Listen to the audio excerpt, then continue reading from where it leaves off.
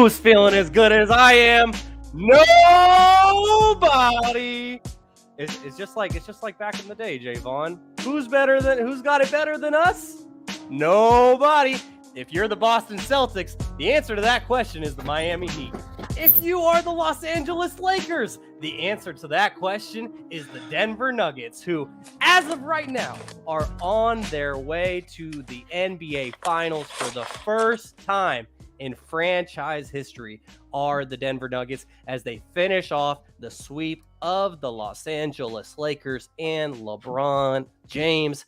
As always, welcome to Stats Over Politics. I am a very excited and jubilant Sean Holko alongside my guys, Kevin Dent, Jaevon Toddy. Gary Singh should be arriving from Uncle Manny's house sometime in the future. We are here for episode number 30 of Stats Over Politics. And without further ado, how are my guys doing? Kevin, your boy just officially got swept. Toddy's boys are about to get swept. How are you feeling, Kevin? I'm hurt, man. I'm hurting. I'm hurting real deep. Lakers let us down again.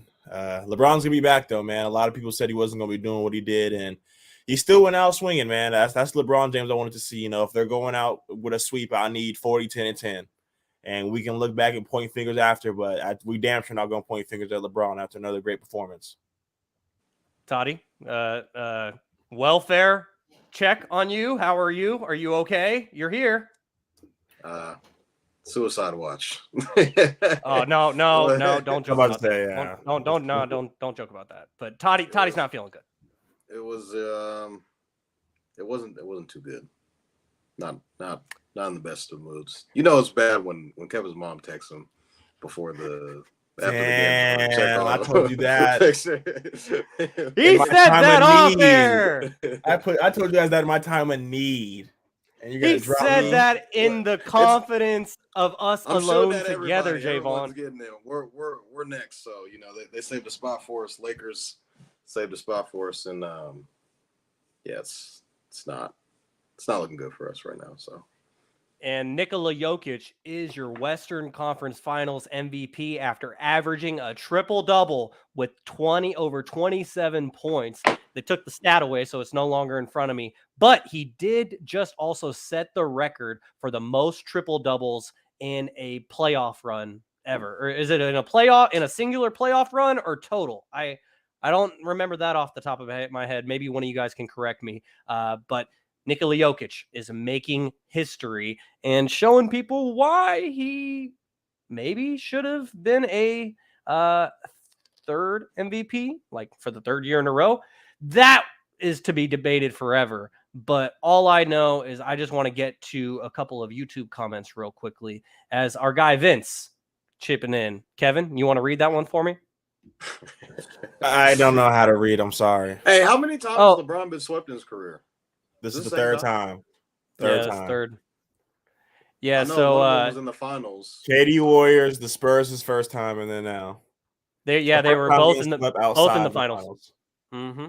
He got swept by the KD Warriors. I thought they won at least one game.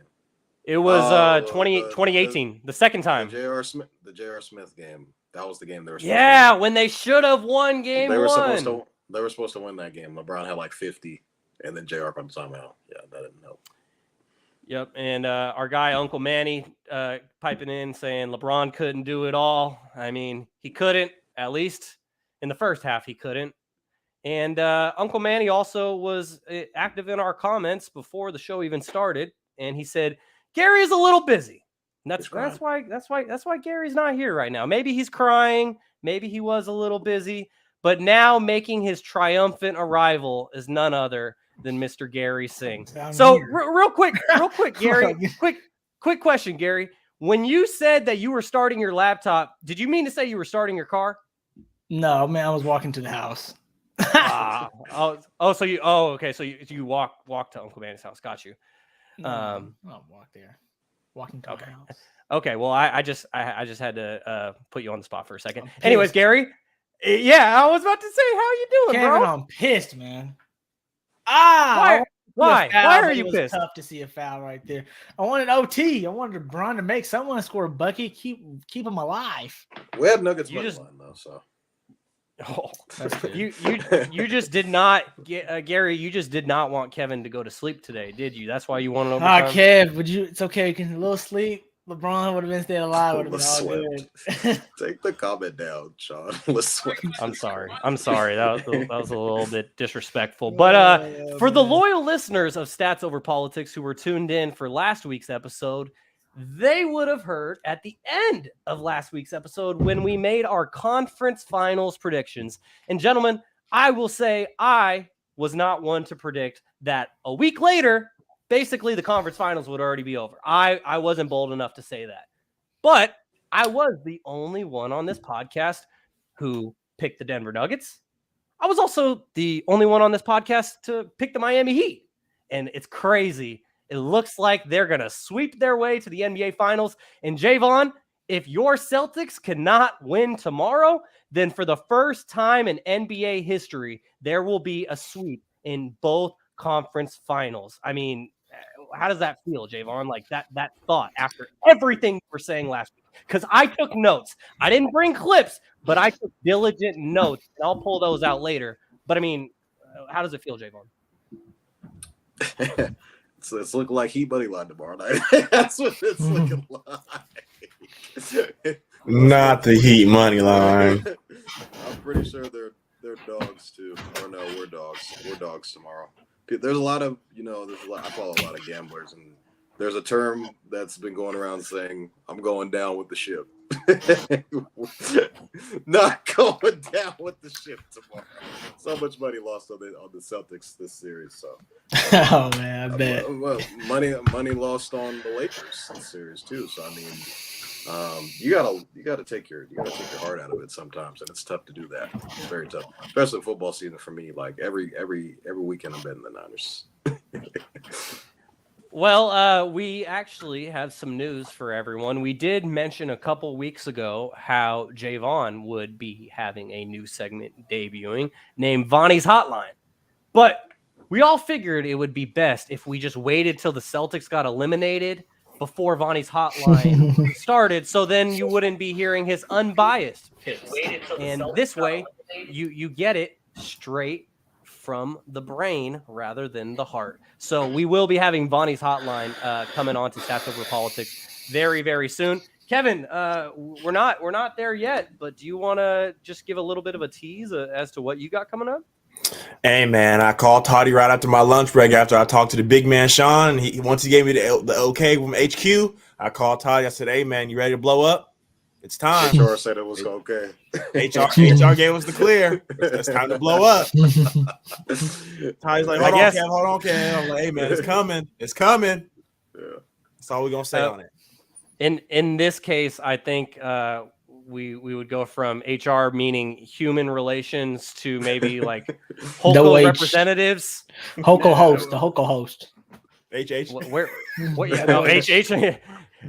So I appreciate that. But yeah, we will be debuting a brand new segment on today's episode of Stats Over Politics, which is episode number 30.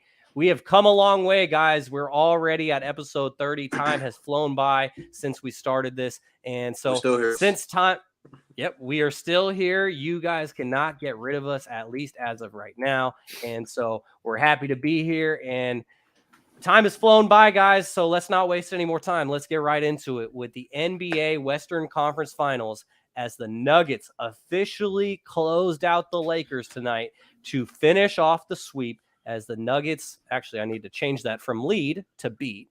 But the Nuggets officially knocked the Lakers out of the NBA playoffs. So I'm just going to recuse myself on this one real quickly, and let's just go around for everyone who did pick the Lakers to win this series. I will say, just for the record, in my diligent notes, Gary, I'm coming after you with this series, and Jaevon, I'm coming after you with the other series. Kevin, you stayed pretty neutral. You didn't have too many hot takes, so I was happy to hear that. Oh, you're sick. God. But so I just want to throw this to Toddy first, because Toddy, when it came to this series, and it was really ironic after everything you had to say about the Eastern Conference Finals, but with the Western Conference Finals, Toddy, you said, and I quote, "This matchup is a lot closer than a lot of people think." And you said LeBron has been on a different level this whole year. I mean, he showed that in the first half today. And so, Toddy, you did pick the Lakers to win this series, but you picked them in 7. So you definitely gave the Nuggets their respect. How did it turn out the way it did, Jaevon?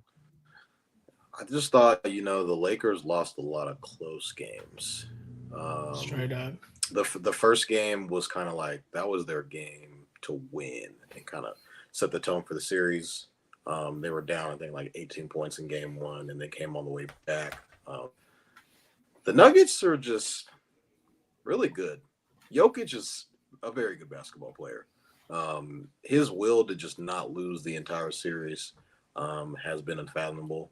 Jamal Murray has definitely showed up in this series, being the perfect Robin to the Batman that Jokic is.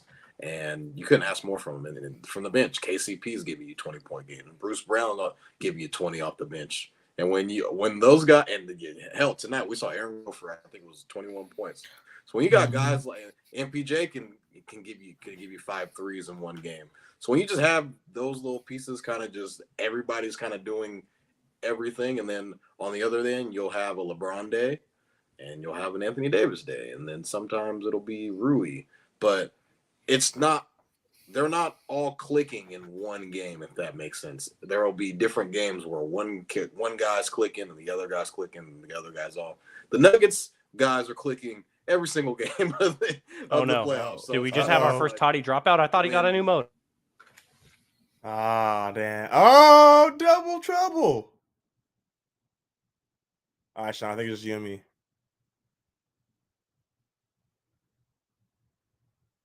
Am I the one that lagged out?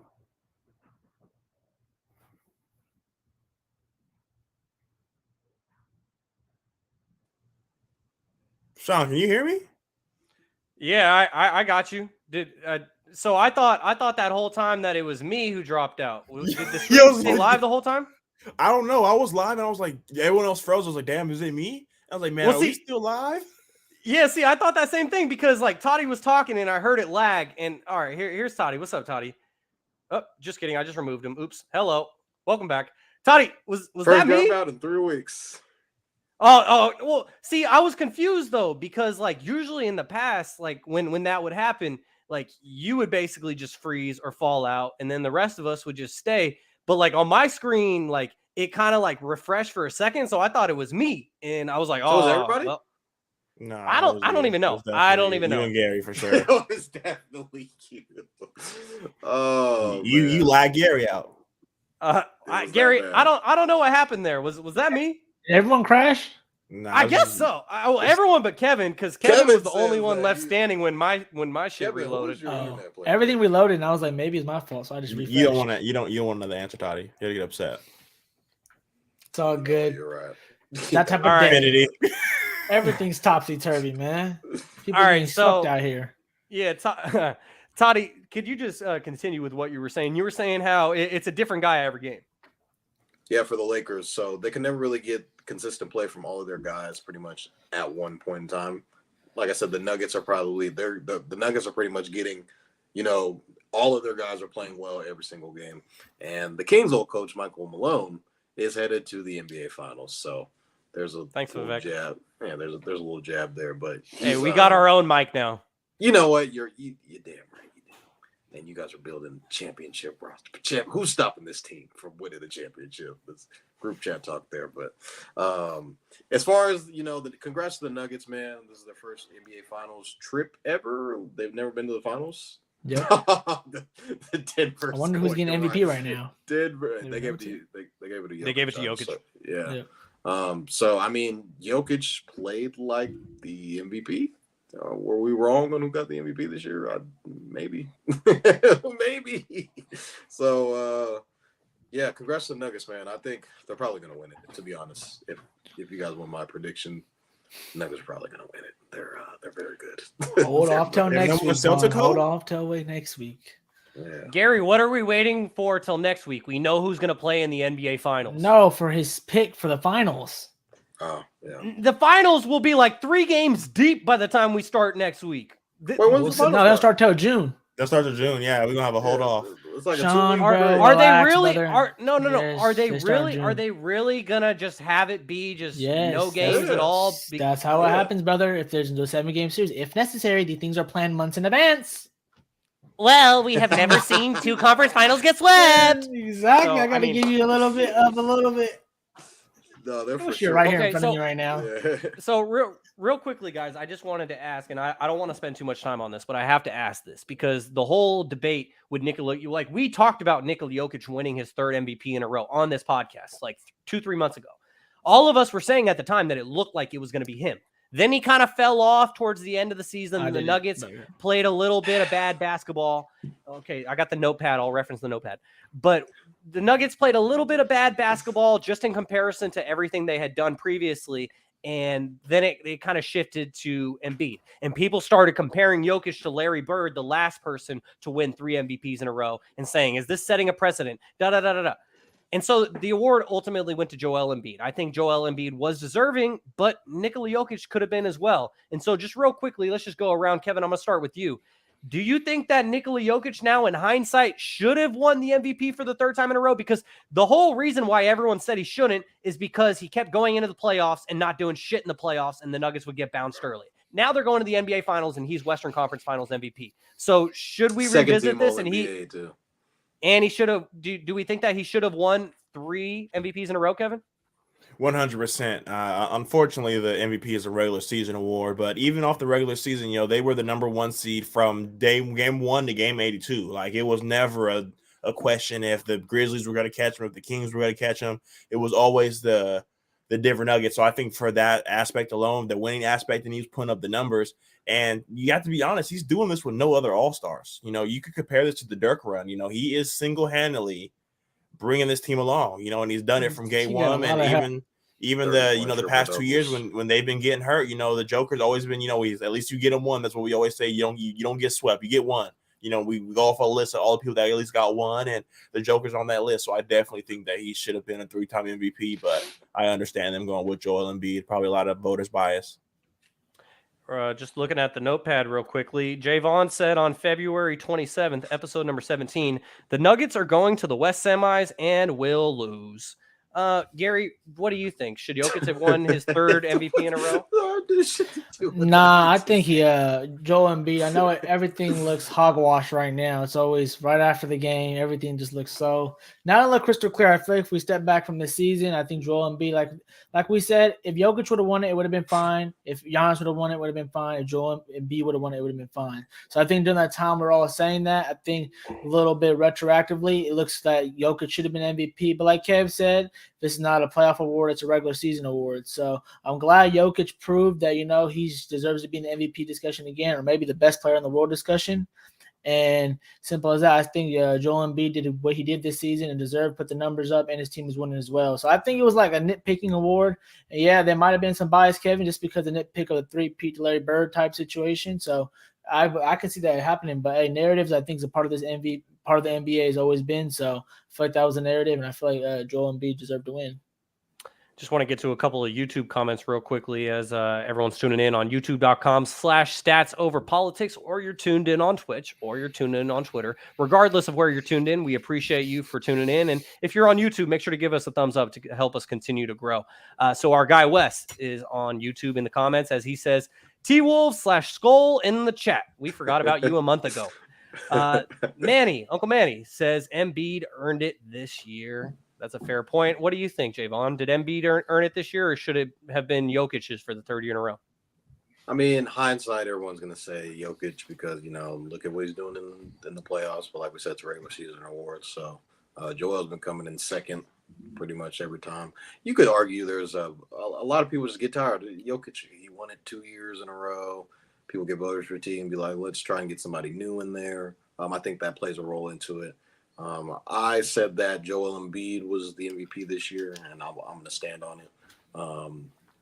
But just like I said, technically the MVP is a regular season award, but we're kind of they wait all the way until the playoffs start to actually give the award. I feel like there's a little bit, people kind of dabble into, who's going to win that trophy, and Joel was playing well. I mean, they had previously they just swept the Nets, so you could argue and say Joel was playing the best at that point in time. So yeah, Joel won his first MVP. You got to give him the hats off to him. But Jokic is obviously the last man standing, and he's probably the better player.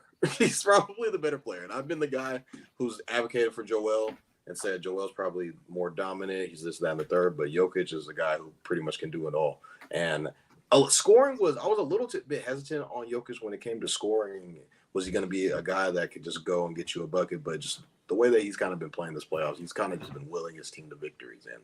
And he's getting 30-point triple-doubles, and those triple-doubles are converting to wins. So Jokic is really good. He's really good at basketball. So, don't strip Embiid, man. Don't strip him. I think all the naysayers saying Jokic isn't a championship caliber player, this, that, and the third, it took a lot of great players. It took a while for them to actually, learn in the playoffs. We've seen the Nuggets consistently get bounced, as Shaun, keeps referring to the notebook, saying that, they're going to get bounced in the second round. So it's just based off of what we've seen, in past years. The Nuggets have just been, not a team that's really translated to wins in the playoffs. They'll have a great regular season, be, number one in the West, this, that. They get to the West semis, West finals, and they'll lose because, partly it could be the Nuggets were missing a player like a Jamal Murray. Somebody was hurt or coming off an injury, or just guys didn't play well. So Jokic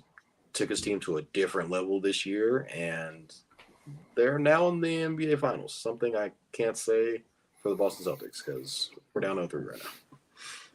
Yeah, that is a fact, and I think my biggest takeaway with it all is that, like you guys said, it's a regular season award. We tend to nitpick this, and we tend to rethink it a month later every single season. And I honestly am almost getting deja vu with Jokic right now, where it reminds me of Giannis. Giannis won those back-to-back MVPs. He wasn't going far in the playoffs, and then he didn't win MVP. He finally did go far in the playoffs, and he won a fucking championship. Jokic has a chance to do that this year. And so now let's just – yes, Denver is going to go crazy. My family who live in Colorado, they are going to enjoy it. So let's just get to a couple of the old takes exposed, because I know Kevin had that clip ready for me last week. You could just tell. Sean's so ready. I have been waiting for this. Like, what's all the negativity, Shaun? Take a chill pill. After this, how about you replay the end of last week's episode and you hear everything you said to me, Gary, and then you ask me why I'm coming with so much fire. I said, who has the best coaching advantage, and you said they have LeBron. Hey, you seen LeBron coach out there too. You know I was talking about. So LeBron ain't a coach on the floor like Chris Paul type player. Come on now. So this Western Conference Finals series, Kevin said Gary and myself have been waiting the whole show to make predictions on the West Finals. Oh, I hope you enjoyed it.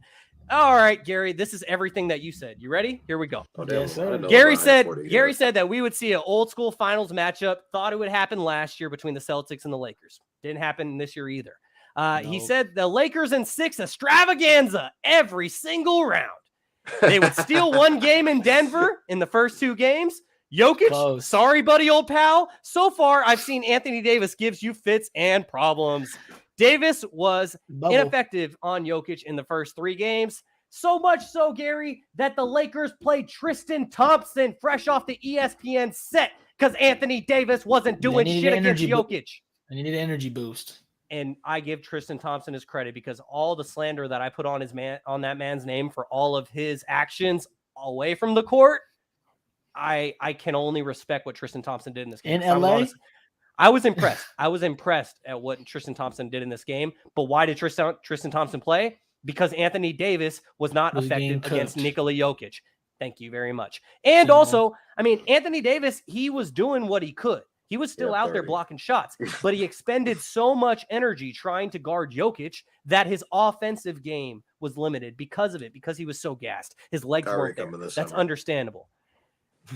Okay, and then so Gary, you said all of that. Kevin's response was, Gary's preaching.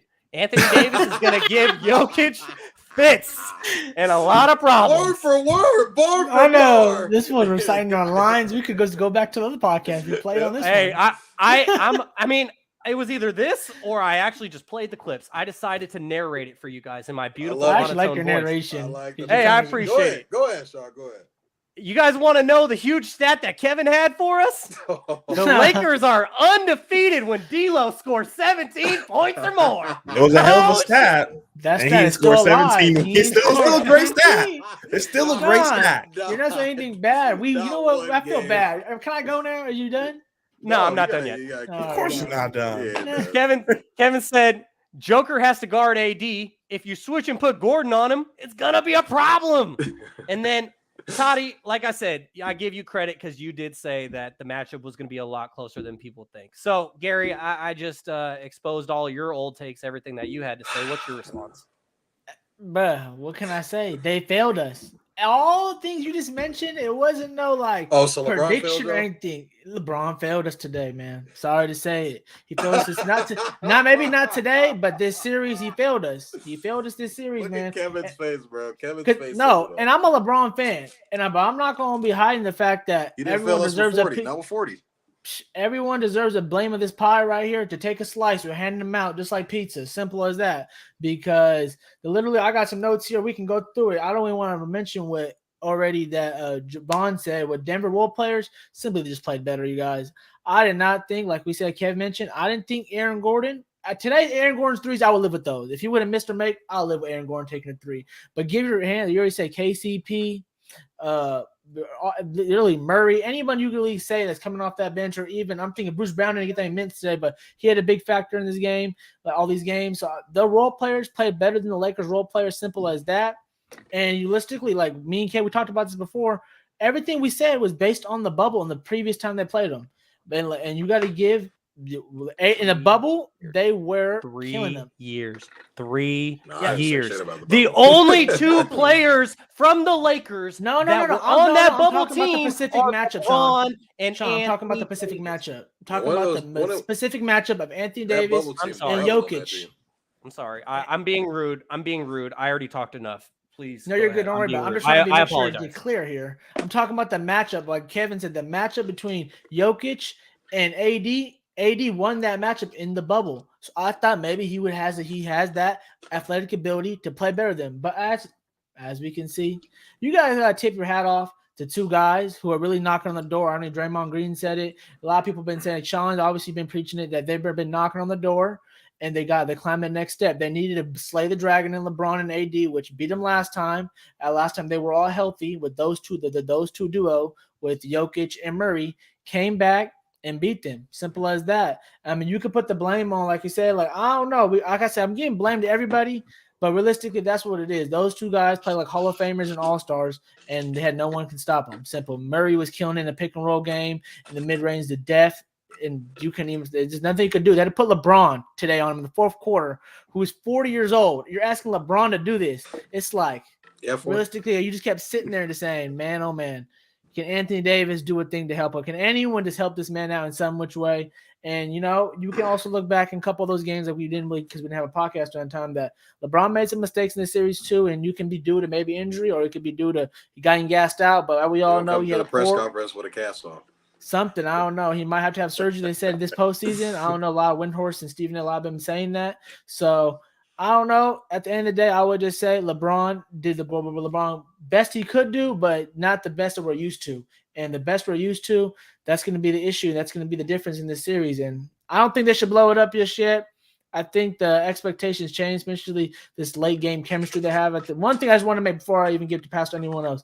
One thing I feel like was a major flaw in this game and the whole series is they got exposed late game chemistry, like throwing the team together after Westbrook. They got away with it versus Memphis because not enough experience, whatever you want to say about their personal thing. They got away with it shockingly against Golden State, which has, very good chemistry and a lot of basketball IQ, but due to their size, they beat them. So a team with the same size, but the team that played together all year, like Kevin said, been number one seed, been really clutch minutes, one of the top best clutch teams.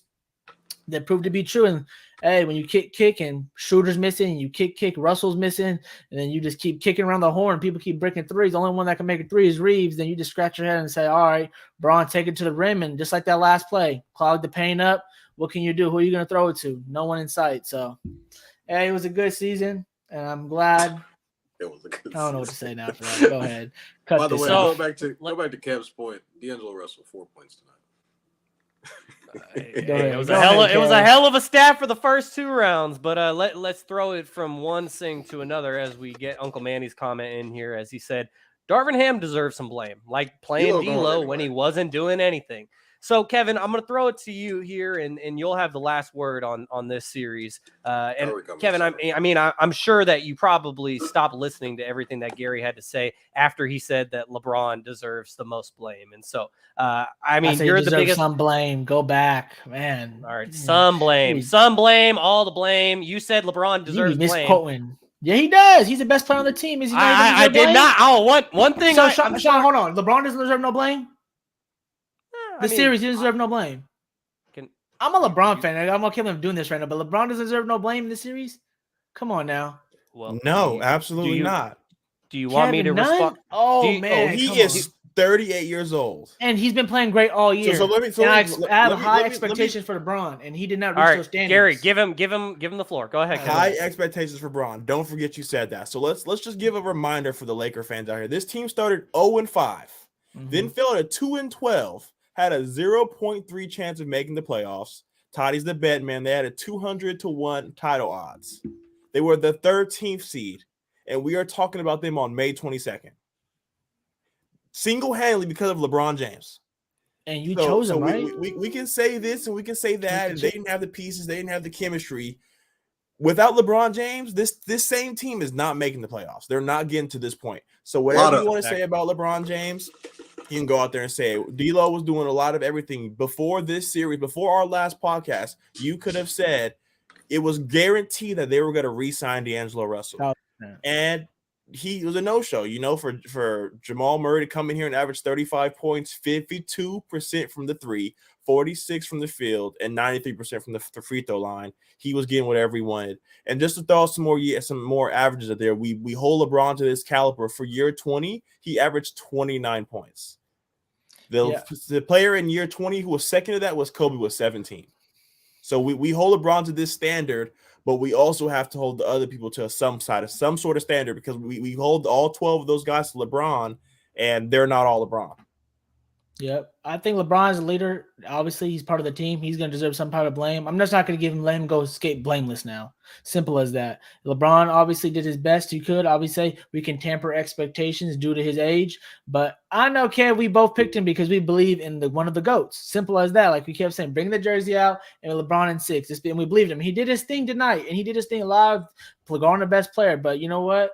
When you don't win, that's what happens. You take some of the blame pie. So today he's going to take it, and I'm pretty sure at the press conference he's going to take his pie just like everyone else on the team should. Yes, I agree. There's certain players that maybe deserve more, but I know LeBron deserves a little bit of blame because if they would have won, if he would have done his thing a little bit better. Simple as that. Got a broken foot, Gary. I know he does. I said that. 40-10-10. I just want my guy to knock a couple threes down. He has a broken foot? It's not broken, but he needs surgery. Yeah, he needs surgery. Yeah, like I mentioned earlier, he might pretty need much surgery. playing on one leg with 40 a rebound side of a triple-double, man. LeBron did what LeBron did. He did what he we did, all woke but, up man, expecting him to do. He showed up and did it. Kyrie coming. I'm hurt, man. That hurt me. You were sitting courtside 2 games. Kyrie's at the game. Mm-hmm. That's why business. D'Lo couldn't play, is because he saw his replacement sitting right there. He's on a visit. Kyrie was at the game. They got a He's locker been going to a set lot of for him, games this taking year. pictures. Because hey, Sean, can you get a picture and post it on the you know how you be posting it on the thing of Kyrie saying courtside? I did not know he was at the game. He is going to the Lakers. He was. But he's been to the Kings too this year. He went to a lot of playoff games. Gary. But was he at this?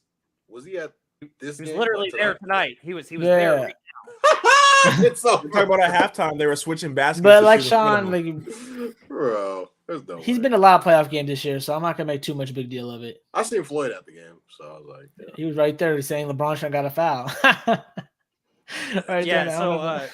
Just like Gary was saying, and Gary took the words right out of my mouth, is that Kyrie was in Sacramento for Warriors Kings. So Kyrie has been going on a playoff tour, but he was in LA for the last feel few about games that? for 2 playoff games. He's a basketball fan, Gary. I mean, I don't feel. No, I don't feel. I'm just wondering. Maybe some people would trying to get the band it. back together. I know some OGs probably. I know some OGs would say Michael Jordan would never go to the game. So that's why I'm just wondering if someone had that opinion. I mean, maybe Uncle Manny will say that in the comments, but you're not going to get that from any of us. He was never really out of the playoffs. He was always playing in the games. People weren't going to go watch Michael play. So real quickly, as LeBron James now takes the podium, everyone stay with us. You can watch LeBron later, but LeBron's currently taking the podium, and we'll find out what he said later. You got a cast but LeBron, not that I can see, but I mean they're only showing the upper half of his body, so I guess we'll have to investigate. There's a scooter right next to the podium. So anyways, one thing that we should give him his props for is that LeBron James was like on a motherfucking mission in that first half, and like I genuinely thought the Lakers were going to win this game just based on what I saw from LeBron in that first 5 minutes, where I just saw what he was doing. I was like, okay, LeBron is not gonna let the Lakers lose this game. LeBron tried. Point blank. Period. He did his best. And so this is something I was going to ask Kevin about when we were here chilling in the stream before we went live. And so now I'll just bring it to the pod, and this will be the last thing I promise that we talk about this. But LeBron had 31 points in the first half tonight. That is his playoff career high for points and a half. He had 31 of the Lakers' 73. But then the Lakers, they got outscored 55-38 in the second half by the Nuggets, and LeBron only had 9 in the second half. Finishes with 40. The overall stat line looks great. But when you are one of the all-time greats and your team gets swept and you only score 9 points in the second half, to me, I feel like that's a bad look. And Kevin, I'm going to throw this to you first on this one. LeBron's fault. I know that you will probably disagree, Kevin. But like the thing is, and the thing that's tough about this is that if LeBron puts up 9 in the first half and 31 in the second half, he had a phenomenal game. He went off in the second half, yada, yada, yada.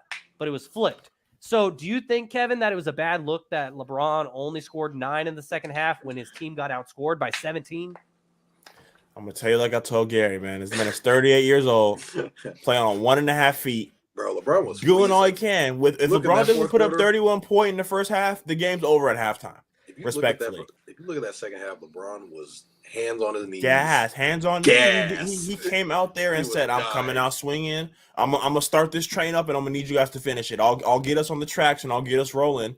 And he needed guys to come in and finish it. I don't think today's game was a really bad look. Gary, Gary, go ahead and pick that up.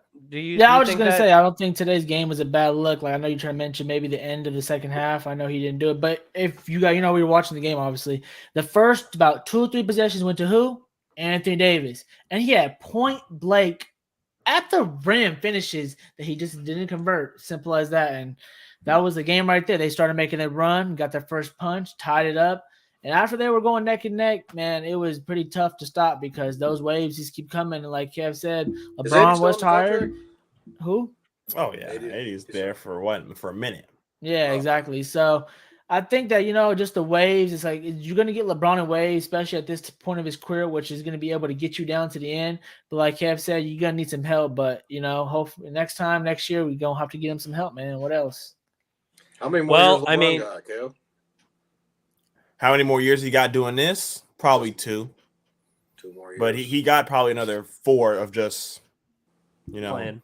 4 years. Because, if you got to think about it, bro, people go out when they average like 10. So even if he goes down 2 points for the next 3-4 years, he's still averaging 24 years from now. You know what I mean? So you can still average 20. Fuck it. I think 40 points, 10 rebounds, 9 assists for LeBron. I'm sorry, Toddy, I cut you off. Go ahead, Gary. I just got one question to throw to you guys before we move on to the next topic. We'll probably talk about Bron over the summer too. But, is this LeBron's last chance for a ring, Kev, or do you think he's going to get at least one more? Will he have another opportunity to ring? Kyrie coming next. Until that man decides to unlace him, he always has a chance. Every season. Every season, Toddy's the betting man. Every season, Vegas has LeBron's team with the shortest odds. No matter what team he goes to, no matter where it's at, you got LeBron James on your team. There's always an expectation of a championship. You just talked about in the last segment. We hold this expectation to LeBron. So you play with LeBron James in your locker room, they're expecting you to be playing in July. Yeah, I agree. I think he's gonna have another opportunity still. Kyrie coming. So We'll see how the offseason goes. Last thing I will say about LeBron James is that with his 40 points tonight, 40 points, was it 10 rebounds, 9 assists? He is the oldest player with a 40-point playoff game in NBA history. 38 years old, 143 days. LeBron. Man, I love LeBron, but it just hurts my heart that, like what Kev said, you know what hurts me the most today, guys? I'm not gonna lie. Kev, when you said they always gotta get you one. All I want is LeBron to get me one. That's all I wanted is one. I thought he gonna get this one right here. I wish that layup went in. Boom, and one. Game over. It would have been perfect. But nope. Well, I mean, if the fucking step back of the neck Joker threes don't go in game 2 of the night, that's 2 wins. If you really think about it, if those 2 shots don't go in, the Lakers probably win those 2. Yeah, I got LeBron had that one too. Remember the lob? Oh yeah, he just threw the lob and went in. Me and Shaun are looking like break out the brooms, baby. It's not just a possibility. It is a fact. They got swept. To the next topic. Oh, I mean, we go from Kevin and Gary's misery to Jaevon's pain. But hey, Jaevon, the good news is that their guy, I mean, I was going to say their team, they basically been rocking with the Lakers this whole playoffs. Their guy, I won't slander either of your names. I've already done that enough. Their guy has officially been eliminated. Toddy, your guys, they still got a chance to make NBA history. And so I'll just get to, I mean, Toddy had a lot to say. I mean, you know what? Let's just get through this real quickly. So everyone except for me, as it's already been covered very well, picked the Celtics to win this series. So football season. Here's all the old takes exposed because I've been waiting all week for this moment. So Toddy said, and this was before I even arrived from Woodland last week, Toddy said, we might sweep them, meaning the Celtics sweep the Heat. Damn.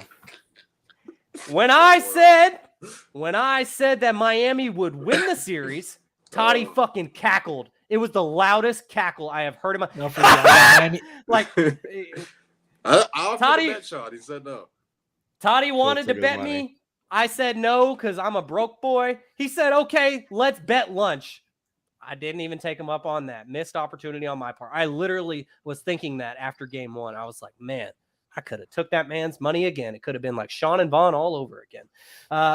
But Toddy said Celtics in 5. Didn't care about last year's conference finals that went 7 games. Gary did say you can't count out Jimmy Butler in the Heat. I got Heat fans, don't forget. But I still got Celtics in 7 is what Gary said. Gary wanted to say that, but I still got Celtics in 7. Kevin said, if this goes 7, I'm taking Jimmy in the Heat. But I think the Celtics do it in 6. And here we go, Toddy. Back to Toddy. Celtics are minus 370 favorites. Heat are missing Tyler Hero. It was 370 and Victor Oladipo. Yeah, we're minus 500 to win the series. And I mean, hey, don't worry, Vaughn. All these things make sense. We see where you're coming from.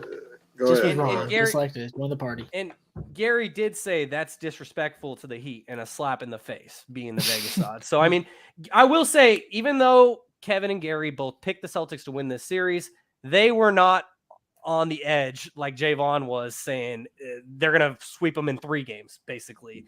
It was your attitude last week. And Gary said, if I was a betting man like Vaughn, I'd be betting a lot of Heat right now. I mean, shoulda, coulda, woulda, right? And Kevin provided a stat to prove why the Heat and the Celtics are closer than people think. And Kevin even said history may repeat itself and tilt the odds a little bit. I mean, I feel like Kevin and Gary kind of had a feeling they knew where it was going to go, but their hearts just couldn't let them pick against the Celtics. And Jason Tatum, after he just dropped a 51 piece. The Dookie in me. Potentially. That didn't sound right. That didn't sound right. After you said it after, I didn't understand. I'm going to leave that there. There's a lot I can say. I'm going to leave that there. Toddy, I'm going to give you the floor, man. These are your Celtics. Obviously, you let your bias get in the way. But, I mean, I will say I picked the Heat to win this series, but I picked them in 6. I did not pick them to sweep. And right now, it's looking like they're going to sweep. So, I mean, Toddy, go ahead. Give us the funeral of your Boston Celtics. Just give it to us a day early. Anyone sweeping? They have no music, no nothing. The Eagles lost. I had a whole theme. Crazy. I mean, the Celtics don't have a fly, Eagles fly on the path to victory. Okay, go ahead, Toddy. Man, I don't even really know where to start. A lot of good points there. A lot of good points made. There we go. Cue the music. Wow. The Heat are stealing money from Vegas. Every game 1, game 2, they were minus 8.5, or they were plus 8.5 point favorites, plus like 230, 270 to win each game. So if you would have bet the spread and the money line for the Heat in games 1 and 2, you'd be a rich man. Rich man. I know Kevin's still feeling it though. He's singing it in his head, but he's still in the Distracting going, Sean. So basically, Jaevon, the Heat are stealing money from Vegas. I'm sorry for I'm sorry for distracting you. It's tough, man. Both games we were winning. We were up like 15 in the first, like going into the third and into the fourth. I think we were up like 9 with like 6 minutes left. And then the Heat just go on these weird runs, bro. And I don't know what it is, man. These late game heroics from the Heat and how we just kind of shit the bed in the last, like the fourth quarter in games 1 and 2. We were winning both of those games. Game 1 and game 2, we were winning both of those games in the fourth quarter. And we just shat on ourselves. Here's one thing Sean did not clip that I said last week. I said that the Heat have the coaching advantage, and that's something that I do pride myself on. I said that we had the best, we're the better players. I still believe we have the best player in Jason Tatum. Maybe regular season. Yeah, but as of right now, everyone's playing like shit. So it's just not. It hasn't been good. Spo has been running circles around Joe Mazzulla. 9 days away. I don't know if you guys been heard that Joe Mazzulla came out and said, I watched the town like four times a night. We used to watch the film. Yeah, before he watched the film. And there's been so many different memes of the town, and now it's like Joe, there's Jason Tatum, Jaylen Brown, and all the other guys of the Heat are like in the background. So, we're getting it from all angles right now. And then, I was like, you know what, man? Game 3, where there's a will, there's a way. I was still like, I'm going down with the ship, guys. I'm going down with the ship. Down 0-2, won game 3 last year. There's no way, right? There's no way we get blown out by 30. I mean, come on, man. You think Strus is gonna go for 40? He's gonna hit like 3 threes. Kevin Love's gonna come out and score the first 5 points of the game. There's no way that's gonna happen, right? It all happened. Spoiler alert! It all happened. Gabe Vincent the one game thing in scoring. He led the game in scoring last game, and he was like plus 1,500 to lead the game in scoring. If you would have bet some money on that, you'd be a rich man. So I mean, it's not looking good for us right now. I'm kind of preparing our, Sean played all the music for Kevin and all that stuff. Now the name of this episode is called 1-2-3 Cancun. I came up with the name of that episode, and it wasn't even for the Lakers. I was already I was like, you know what, maybe the Lakers, they might dog it out and win a game tonight, but I'm preparing for the Celtics to get swept tomorrow. Simple. It was way more the Lakers winning today. The Heat are minus 120. This is the first game that they're favored in this whole entire series. If you want some gambling advice from me, you take the Miami Heat tomorrow. If you want to win, some money tomorrow, what's the cut? Miami. You said I won't. You're not going down. I'm not going down with the ship because I've already lost money on the Heat twice this year. So definitely not going down with the ship here.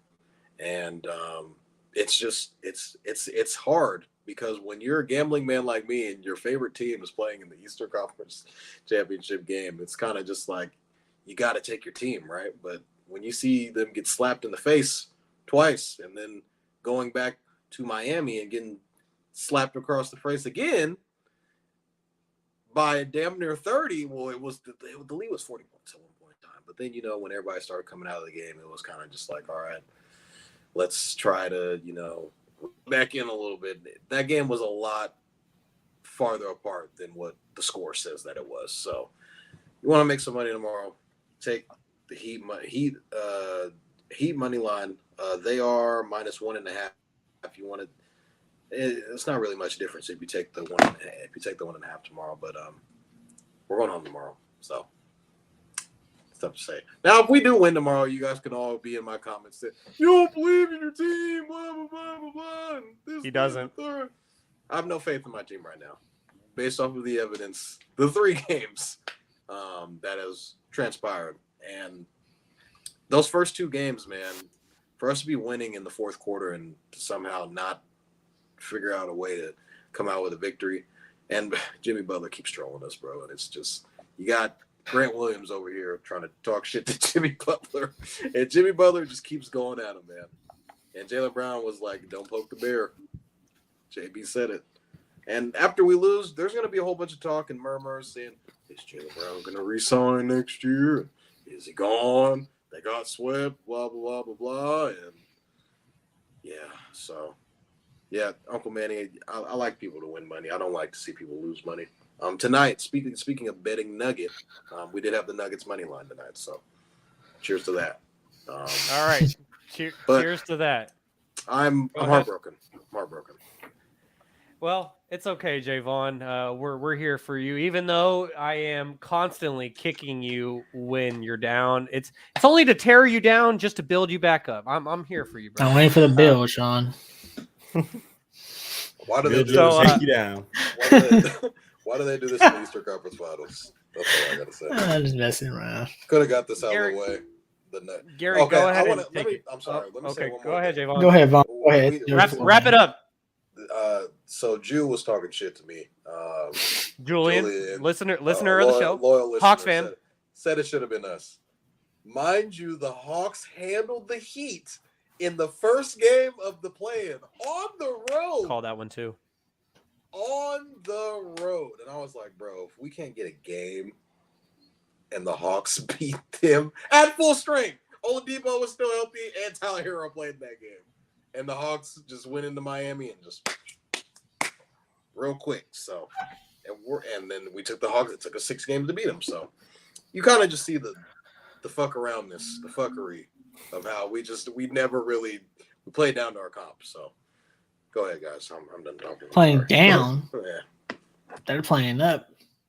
Yeah. So Gary, go ahead and take it. You did say the Celtics at 7. So same as Jaevon with saying Lakers in 7. You did show the Heat their respect in this series, and I mean, to be fair, I mean, I mentioned it earlier. Kevin, you and Gary, you both kind of saw the light at the end of the tunnel. You just didn't want to go as far as picking the Heat. And so, how do you feel about this series now, Gary? That it looks like it's going to be a Heat sweep. To be honest with you, when I made the pick, I mean, like you said, I don't think no one predicted sweeps from any of these series, including Sean. Except for Jaevon. Except for Jaevon. I did. Oh, okay, he picked a sweep, but not his. We might sweep him. Yeah, you did. Yeah. Okay, go ahead, Gary. Anyways, I was just gonna say that I think that I think everyone would agree, and that's why they were the favorite. And the Celtics just had with that, they knocked on the door last year, as Vaughn everyone knows, and they were really close to getting over the hump. Maybe they're a Stephen Curry game away, just like the Kings are, I guess, from getting a ring or not getting a ring. We weren't close to a ring, but good advancing to the next round, you could say. But I would just say that, man, you banked on a lot of talent, and it's just weird to say that. It's as simple as this: the Miami Heat. I was right here. Boston is just like Vaughn said. Boston is just getting rushed. And the fourth quarter just looks so ugly. Like I don't know who they're going to. I don't know what plays they're running. They're basically running ISO action when the whole game they don't even ISO. I think they do a good job of playing off each other, Tatum and Brown, even though we're probably gonna talk about it later there. Everyone wants to split them and sneak peek. I wanted them to just keep it together. It's all good. They're young. But I just thought, they're gonna just like I thought like the Nuggets were gonna do, just like the Nuggets did. I thought the Celtics were actually gonna do that in terms of taking the next step and getting over the hump and getting to a championship, even though I thought they were gonna fall to LeBron. I just think Boston just got out-hearted, first of all, because this Miami Heat team, and no one can say they don't play out hard. They play with the most heart I've seen from a team in quite a while, with how much quote-unquote talent I guess they have, or people would say they don't have talent, but they got sharpshooters who are proven in this league now for a couple of years, really. And they got a guy who is, I think we mentioned in the chat, and I forgot who said it, but I want to steal this idea that I think Vaughn said it. Jimmy Butler is on a Kawhi type run in 2019 where he's just tearing it up with a great team. And I love how you said that, Vaughn, because I think that's exactly what he's doing right now. In the fourth quarter, he's saying, give me the ball like LeBron used to do in his prime and let me make the plays, and I'll make the best plays. That me punking someone in the paint, finding an open shooter, and this Miami Heat team, especially offensively, it's just playing with Shaq's mentioned. Everyone's mentioned, like, they're just playing just so together. Everyone's trusting everybody. So you got to give the Heat credit for doing that and coming into the Celtics building and winning 2, which was even more felt like disrespectful to do, especially in the beginning of the series. And it's just so sad to see a great young team just get really disheartened and basically quit. I know everyone's calling it quit. It's hard. I really don't want to accuse any basketball players of quitting on a court, even though it looks pretty obvious. But okay, they did. But it feels a little disrespectful because obviously on the court. But I would have said they were more disheartened and discouraged, and they, basically got a dagger in their heart. And I would say they more did that, and that's why that's why their performance in Game 3 was how it was in the Heat's building. And so, I agree with Vaughn. I think it's over. Give the Miami credit, man. They're coming out and they're hungry, and they're showing you what a team does when you find about 8 to 10 guys, 12 guys, whatever you want to say on that team, that play together all on the same string and not worried about minutes, not worried about who's playing, who's not playing, who's ready to go, just like a Duncan Robinson who has been playing all year and has been ready to go, and just ready to go, and their coaches have ready to go. It's just a great, great atmosphere and a great team to play for. And I think every team should really strive to be them, because no matter who's wearing a Heat jersey, they're playing hard no matter what. So, all right, the Knicks Kevin got 2 games, for Christ's sake. Everyone's really letting the Celtics skate. It's all, man, maybe next year with this and that. We last week we went down the process. So let's go down the Celtic process. 2018 lost in the conference final. 2019 lost in the conference finals. 2020 lost in the conference finals. 2021 got swept. I know they won one. No, you did get swept to the Nets. 2022 made it to the finals, lost in 6, and then 2023 eventually going to get swept. Everyone's talking about how much they want to keep this duo together. You're going to pay $600 million for a duo to do that? That's the resume? Yeah, that's what you want us to come in and do? Jaylen Brown in the Eastern Conference Finals is shooting 37% from the field, 10% from 3, 50% from the free throw, and has 11 turnovers to 7 assists. Jason Tatum has not scored a single field goal in the fourth quarter and has committed 5 turnovers. The duo combined for, in Game 3 alone, 26 points, 12 of 35 from the field, 1 of 14 from 3, and 8 turnovers. Not pretty $600 million. That's what that equals.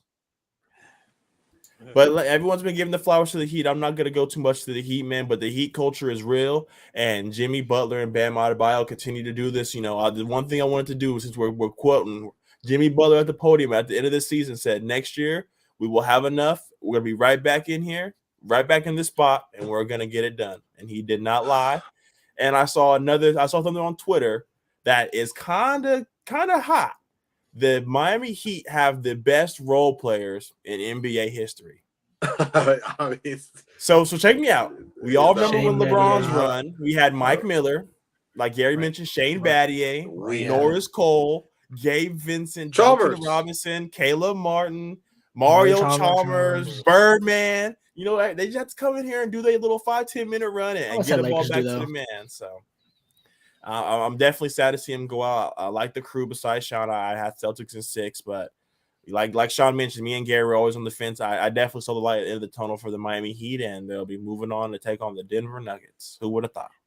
Hey, Jaevon, you ready for a stat? I got a hell of a stat. By the way, well done, Kevin. Kevin always comes prepared with the amazing stats. Nice job. I got a stat for you, Jaevon. The Heat's rotation has more undrafted players with 4 than lottery picks. Cody Zeller. Yeah. Cody Zeller is the highest picked player on the damn Miami Heat, as he got picked 4th overall. Kevin Love, he has been an all-star several times over, NBA champion. He was a 5th pick. Bam Adebayo, end of the lottery, 14th pick. Kyle Lowry, 24th pick. Jimmy Butler, 30th pick, last pick of the first round. Gabe Vincent, Caleb Martin, Max Strus, Duncan Robinson, undrafted. And Duncan also, undrafted? I don't know that. yeah, Duncan Robinson was undrafted out of Michigan. And just also, since Kevin wanted to mention the stats from Brown and Tatum, do you know what Gabe Vincent and Duncan Robinson combined for in Game 3? They're the best duo of this, I guess, this series, right? 51 points on 18 of 25 from the field, 11 of 16 from 3. Apparently, two undrafted guys are better. Who are we blaming than most the here, Vaughn? Sean, who are you blaming the most? No, that's a Jaevon question. No, that's a Jaevon question. Everybody. Everyone's getting a piece of the blame. No. Yes, no. Sean. What a cop out. Yes, What a cop That out is from a such a Boston cop-out. fan. That is such a cop out. Sean's gonna blame Missoula. I mean, Missoula's. Don't blame the coach. He went his first year goes to the Eastern Conference Finals. I mean, what do you want me to do? Ema's first year went to the finals. Jason Tatum can't score in the fourth quarter. Jaylen Brown shooting 10% from 3. Yeah, I'm not blaming the coach, guys. Grant Williams is barking up the Jimmy Butler tree and letting Jimmy Butler spark him up in the fourth quarter. I mean, it's literally everybody. No one's playing to the same standards that we had going into it last year when we were on a tear going to the finals. Everyone's playing subpar. It's literally everybody. Like I said, my star player, my supermax guy, can't score in the fourth quarter. So I mean, it's like that's not something a supermax guy does. The soon-to-be supermax guy, like Sean already said, is shooting 97%. Now, for our audio-only listeners, it says that the Heat had 3% chance going into the series to win the series, and the Celtics. Good job, ESPN. Were 97%. They had a BPI. It was something that was so horseshit. I forgot what it was. It was like they always come out like when the BPI when they said they have this percentage. Don't ever listen to the BPI that ESPN They did the does. same thing to the Warriors last year. I guess BPI just loves the Boston Celtics. Or shit. So I don't know, man. It's just it's tough, man. And going into it's gonna be a long off season. I'm already talking like the season's over because it is. But I mean the off season is gonna be where's Jaylen Brown gonna go? Is he gonna leave or is he gonna go? That's what's gonna after tomorrow's game, they're gonna be like, so where do you plan to re-sign this year after? I'm gonna take some time with my family and we're ready to make some best shit. That's what it's gonna be. I'm telling y'all what it is. So hey man. Missoula's probably gonna get fired because they're gonna try to place the blame on somebody and they're gonna be like, well, you're the coach, it's your fault. So I mean, hey, you ain't out there fucking not scoring in the fourth and just disappearing the entire game, getting blown out by 40, and it's really bad right now. We don't look too good at all. So I will just say that the biggest reason why I picked the Nuggets in the Heat in these respective series is coaching, because you look at the longest tenured coaches in the NBA. You have Greg Popovich at the very top, 27 seasons. Next on the list, Eric Spoelstra of the Miami Heat, 15 seasons. And Jaevon, did he come from Pop? Did he coach under Pop? Who? I don't know. I think he did. I don't think so. I don't know. Gary, look it up. But so you got Eric Spoelstra, 15 seasons with the Miami Heat. And Jaevon, I know it feels like yesterday. We weren't doing Shaun and Vaughn at this point, but it feels like yesterday that the Kings fired Mike Malone. He has been in Denver now for 10 seasons. And then you look at the other sides of the two teams that are, one of them just got swept. The other one's about to get swept. You have first-year head coaches. I mean, to me, that's why I'm putting all the blame on Joe Mazzulla, because you should not have that much talent on your team and having them look this dysfunctional this late into the playoffs, this late in games, especially when you look at the Lakers. At least Darvin Ham had an excuse where he acquired a majority of his team at the trade deadline. This Celtics unit, Jaevon, has been together since like 2018, like Kevin noted earlier. I blame Joe Mazzulla. Like Kevin said, Ime got to the NBA Finals, and he ran into the buzzsaw that is Steph Curry. So for me, it comes down to coaching. And unless any of you guys want to talk about this series anymore, I got one more thing to say. Yeah, please. So I saw a crazy stat on Twitter. Kevin Love is undefeated in the Eastern Conference playoffs. You still never lost. No, it's like every time never he makes lost. I literally had that right here. Look, Kevin Love never made the playoffs. Sean told me to go look it up, and yes, he did coach under with Greg Popovich. Okay, so there you go. Thank you, Gary, for clarifying that. So, guys, it is now time. We talked about it in the intro. It's time, guys. Kevin, go ahead, take it from here. Oh, we're gonna get some music going, man. It's time for Fact or Cap. We are debuting on episode 30 of Stats Over Politics. So for the first question I have for the panel is, With after KD? this playoff run with Jamal Murray and the Joker, are they a top 5 duo in the NBA? Yes. Yes. Cat. That's fact. Wow. Fact. Yeah, went through it. fact or cap, Gary. Not a yes or no. you're Fact right. or I'm cap. sorry, you're totally right. Fact. My bad, I didn't know. Fact. I say I got Book and Katie as one. Brown and Tatum as this is looking so bad right now. Brown and Tatum as one. I got LeBron and AD as one. And then I don't want to put Embiid and them as one, but it looks like instead of Embiid and them, I'm gonna put Giannis and I guess Middleton or Drew Holiday, whoever you want to pick. I don't feel like Curry got a second guy, so then I would put Jokic and Murray as my fifth. Let We'll me get hear in top there. 5, Toddy. What you thinking? Yeah, I'd say fact. You want me to get my top 5, dude? Let me hear top 5.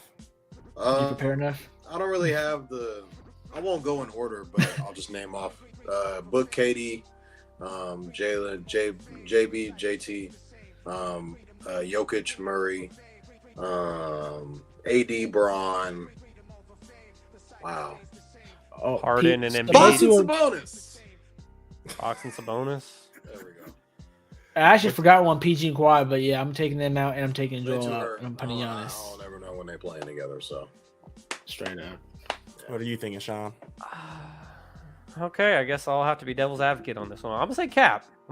Because I mean, we were just naming all of those duos, right? I mean, LeBron and AD, Kawhi and PG, and I get it. I mean, Gary, you did mention it. Like, it is all contingent on if these guys are actually healthy. But if we're just talking about on paper, I mean, I got they look great LeBron on and paper. AD. Got LeBron and AD. I got Harden Kyrie? and I'm about to say no one said that. Yeah. Luka and Kyrie. That's another one. I They mean, didn't make hell no. playoffs, though. They didn't make playoffs. I don't want to say I don't want people to think that I'm saying cap because for all you old heads out there, cap means lie or false, whatever you want to. So I don't want to say cap like being disrespectful, but to me, like I really try my best not to be a prisoner of the OGs. moment.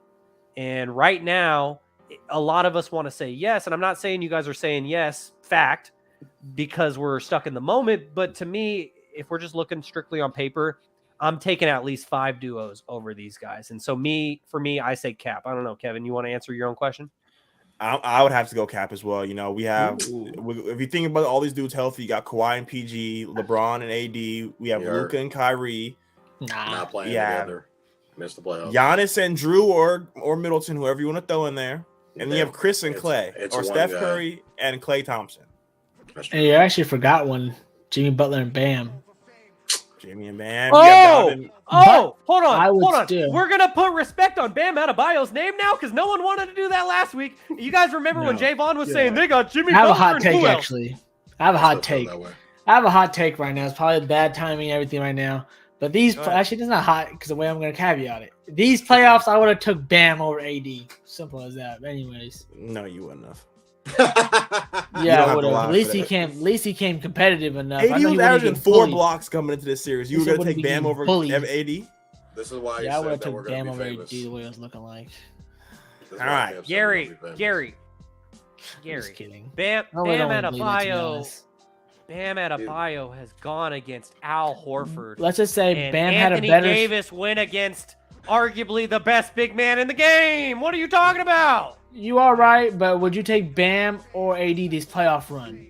I would take AD. Bam because I will take Maybe with Anthony Clay. Davis even as No, I would inconsistent take as Bam he was. because he was more consistent this playoff run. I'm not getting 30 and then 10 and maybe 5 rebounds and 0 rebounds, Gary's not a love shot, being on TikTok, not a man, score. I'm telling you. Like, It's what are easy we to be talking consistent as a third option. about? No, I'm just saying. Well, he did his due diligence. He did his work. And I would take All his right, second Kevin, option. go ahead.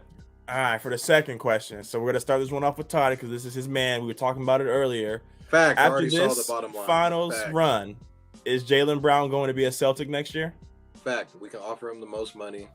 We get to the Eastern Conference Finals every year. The grass isn't always green on every side. I get people are saying he's not gonna be a number one option. It's always gonna be Jason Tatum's team. Blah blah blah. It's not about that, man. These guys have all this playoff experience, and they're only 24, 25 years of age, and they're not even in their primes of their careers yet. So I'm gonna say fact. Jaylen Brown. Celtics can offer him the most money. We're probably going to give him 200, 250, whatever the Supermax is, because he's eligible for making the All-NBA team. So I'm going to say fact here. All right, Gary, go ahead. And if you say Cap, please tell me a team. Give me a team if you say Cap. No, I think I would say fact. More that I think they should be smart and they should keep him and they should not break this duo up. Like I mentioned earlier, this is a young team still. They're still guys, I think, am I wrong? They're both at least under 25 around there, like 25, 26. They're in their prime. It's hard to have like two wing players, which has always been a great duos to have in this league. Scotty, Mike, obviously LeBron, D-Wade, you know what I'm saying? So having those two wing players going together always works out well for your team. So I would say, especially these guys when they play defense, I just feel like, it's sad to say I like Marcus Smart, but maybe they need something a little bit more, like just a point guard that just facilitates only. They need something to shake up on, obviously, because it didn't work out this year. And then realistically, I think you really point to their defensive effort, and it hasn't been unlocked and loaded like last year. So they need some couple tweakages, but I know it feels like hell is breaking loose in Greenville, but fact, keep Jaylen Brown together, and I think he still will be a Celtic. What you think? Cap, he gone. Kings. See that? Yeah. For the audio-only listeners, there was a guy on Twitter who said, I would love that. A lineup with De'Aaron Fox, Malik Monk. It'll probably actually be Kevin Herter, Jaylen Brown, Keegan Murray, and DeMontis Sabonis. He said, what's stopping this team from reaching the finals? And said, don't say defense. I said the only thing that's stopping that team, I'll just say real quickly, Jaevon, the only thing that's stopping that team from happening is Kevin Herter is going to be in the starting lineup. Let's forget about the 7-game series. Kevin Herter is still your starting shooting guard, and I like that lineup with Kevin Herter and Jaylen Brown in it. Go ahead, Jaevon. Yeah, I know you had something to say to me. I ain't got no money. We could make it work. We could pay him. How? Because everyone's not paying him $250, Toddy. You're not getting a Supermax everywhere. Not after this damn playoff run.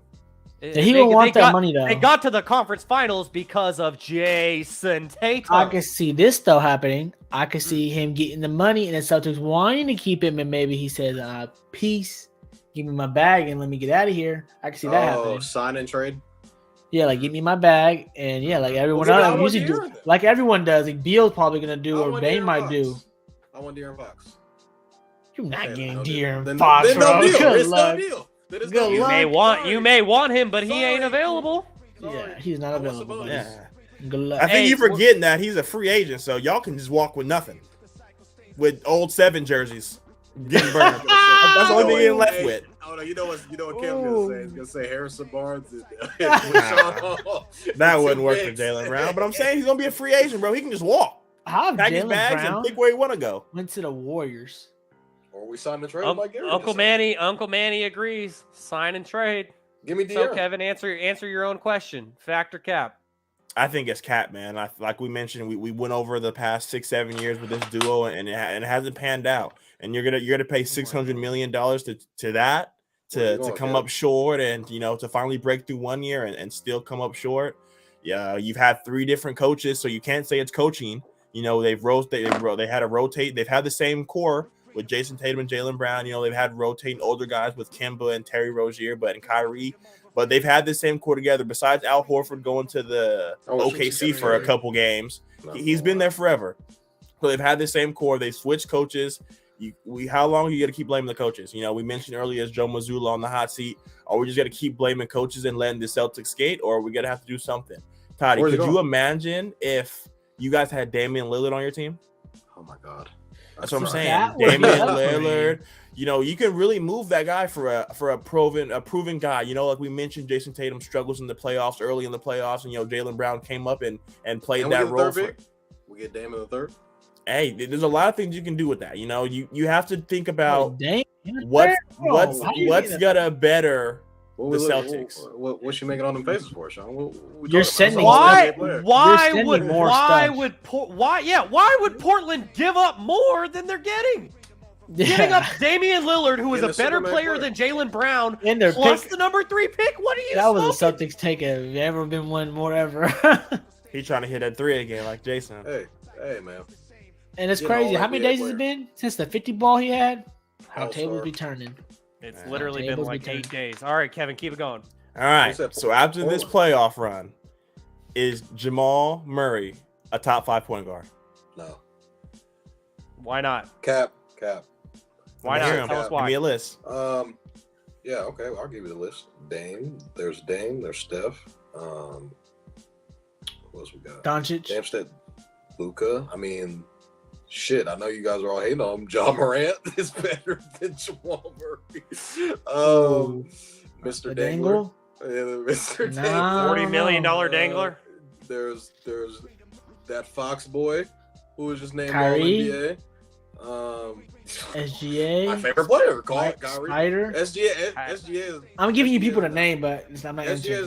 SGA is not a he's not a point guard to me. He's a 2. Damn, yeah. I just gave you what I said. I swear he's labeled as a point. Is he in my line? We'll say okay. So we'll say Dame, Steph, Kyrie, Luka. I'll give him. Luka's technically a point guard. I said Mr. Dangler. Trae Young is a guy that I've seen do what he does. I just knew Jaevon. I knew once I started shivering, Jaevon would say him. I mean, there's a Damn, bunch man, of the guys. whole league. Main Van Vliet too. Why damn as well? Shit. I think Jamal's like he's top 10. Top 10. Okay. Point All right, guard? Gary. Spider's factor cap. not a point guard either. Spider's a 2. Is Jamal Murray a top 1 point guard? Fact. After these performances, the last couple years in the playoffs, I know he's coming off an ACL, but I hold playoffs in high regards. I would say the last 3 years of him being healthy, like the year Drew he's Holiday? healthy, he got injured in the year. I would say this is my list. I'll try to help Vaughn out just with names, but I got Curry, Dame, Doncic, and I got Kyrie still, and I got Mr. Bagman. Jamal Murray. That's my 5th guy. And I got, my guy Fox right there on the edge, knocking on his door too. I can see Fox taking that mantle, take him right out. All I see NBA SGA Fox, the one that y'all forget about. I can still see Spider taking him out. We also didn't even mention Jalen Y'all gotta Brunson. put I some can see respect on any the of these Dangler, guys taking Y'all that last spot. disrespected the Dangler. But Mr. Dangle is and still Ja. But I just want to say I think that he's top 5 right now, especially especially with the playoffs when you want money time, baby. He got Michael Jordan stat. Most 40 points game and most 20 points in the 4th quarter, I think it was. I think he has 4 and like Mike has 2. So anytime you're with Will, LeBron, Jordan, any of those type of conversations, especially shout out to Jokic, has I think he broke the 75 or 65 year or whatever. What Chamberlain had the most triple doubles in the playoff run. I think he's at top of that leaderboard now. So shout out to those guys. So again, I think that Kev, I think it's fact. I think he's I think he just etched his name into it with this playoff run. What are you thinking, Sean? Fact. And I did not think this way at all going into these playoffs. I would have said he's a top 10 point guard, but it's because it's just coming off the injury. You never know with injuries. And so I've seen enough from Jamal Murray, and we're going to see more in the NBA Finals, but I have seen enough from Jamal Murray to where when we're talking true point guards, like you guys named a lot of guys who are kind of questionable. They're guards. Are they point guards? Because right now we're talking point guards. I think all those guys are named are point guards, though, right? Gary, you said Donovan Mitchell was a point guard. I think he's labeled as point guard. Nah, they have Darius Garland. Garland. Oh, okay, he was a point guard. Okay, because if we're talking point guards, he is a top 5 point guard. I just have to say one. I forgot Jalen Brunson. I said Brunson. You was not listening. Well, Jalen Brunson is a true point guard, unlike half the other names I heard. The one stat that I saw before Game 4 tonight that I just have to bring up because I didn't get a chance to bring it up earlier, and he's the only point guard on this list. But in the first 3 games, Jamal Murray had at least 30 points, 5 rebounds, and 5 assists in the first 3 games of the conference finals. He's on that list with LeBron, Tim Duncan, and Kareem. All first ballot Hall of Famers who have done that in the conference or divisional finals ever in NBA history. Prime time, baby, prime time. And He's shown enough to me. I don't know where I would put him necessarily in my top 5. I'm not going to name a top 5 for you guys, but if we're just saying, is he in my top 5 of true point guards, not just guards? It's a fact for me. Kevin, what do you think? I'll give y'all 7 dudes. So I'm gonna have to say Cat. Thank Like Toddy you, mentioned, you Kevin. got De'Aaron Fox kicking at that door. So once you go through the top 4 guys, you have the Ja Morant, Steph Curry's, That's like 8 Dames. If you're gonna give me Jamal Murray or De'Aaron Fox, I'm not gonna be prisoner of the moment. I'm gonna take De'Aaron Fox. We saw the bubble run, and now we're seeing it again. If Jamal Murray can come and do it again, get an all-star on his record, but in the West, it's hard. De'Aaron Fox has to nip and claw, to get in there. So in the West, they're heavy in point guard. So top 5, I'm gonna have to say that's Cat. Oh, I'm not gonna lie. Something I just thought about that might make me want to say I'm gonna keep fact just because of his platform. But just real quick mention that one thing I think we named it, the difference from this point but all the point guards we named in him is that he doesn't have an MVP. He does have Jokic on his team. That maybe might bring him down a little, maybe. But I'm gonna leave him in top 5, especially with his playoff run at the moment. All right, so we were talking about top 5 point guards, so let's bring it up. With the Blazers getting the number 3 pick, does that mean it's the end of Dame time in Portland? Kevin, this is a good one. This is a really good one. I've been really. All right, Toddy, take it then. It's hard to say fact or cap on this. Tough question. It depends, bro. It depends. But they were saying that they're the 3rd pick. I feel like after the 3rd pick in this draft, it's kind of like, like it's okay. It really depends on what Charlotte does. If Charlotte takes Brandon Miller, I think Brandon Miller is like a cool, solid. He'll be a solid player. I think the first 2 guys, Wemby and Scoot, I feel like those guys are franchise players. Scoot looks like a big body ready to go. Bro, and I'm saying if they draft Scoot, Dame's probably gone. But I don't know. I have no idea. It really just depends on what Charlotte does. And Charlotte is usually a team that usually falls second in a lot of drafts. They could have got Shaq. I think they could have got Dwight. They could have got a bunch Anthony of guys. Davis. They could have got Anthony Davis. There's a bunch of guys. They got Michael Kidd Gilchrist instead. Yeah. So there's a bunch of guys that they could have gotten and missed out on. So I doubt they'll pass up on a guy like Scoot Henderson. So I'm going to say, you said, so the Blazers 3rd overall prejudice being Dame. I'm going to say fact. All right. Fact. Jaevon says fact. Gary, I'm going to jump ahead of you real quickly. And Dame already talking about the players, if the franchise don't want me, sign the petition. The fans sign the petition. Yeah. So just to restate it for our audio only listeners, the question is, with the Trailblazers landing the 3rd overall pick, does this mean the end of Damian Lillard's time in Portland? I'm going to say cap, because everybody is assuming that since Charlotte has the number 2 overall pick now, that they're just going to pass on Scoot. When Scoot, if Wembanyama was not in this draft, Scoot would be the unanimous number 1 overall pick. Yes, so I do not see Michael Jordan and the Charlotte Hornets passing on the best player available for the best fit. If they're going to do that, they're going to trade the pick. They got LaMelo on the squad, but to me, I mean, we saw it in Michael Jordan's own draft. Didn't he go 3rd overall? I mean, Hakeem went number 1. Hakeem is like Victor. And then you had Sam Bowie go number 2 to Portland. Bowie. And then Michael Jordan went 3rd overall. In hindsight, even though Portland had Clyde Drexler, they should have taken Michael Jordan to have them both. History. Charlotte needs to take Scoot. Thank you, I appreciate it. If Charlotte doesn't, I can't fathom. Just to finish up, I can't fathom Charlotte not taking Scoot. And so Portland, they get Brandon Miller to pair with Dame. Maybe Brandon Miller becomes a trade piece, but I don't think it's the end of Dame time in Portland. Go ahead, Jaevon. I was going to say we can go back to the 03 draft when when the Pistons passed on Melo and drafted Darko Milicic. could you imagine the Carmelo Anthony, that Pistons team? He'd be talking about having a ring. He'd be pointing to his ring finger. He points his ring finger. Or if he went to just Miami, retired like today. he should have. Yeah. So Yeah, we'll get to Melo a little bit later on. Gary, go ahead. Factor cap.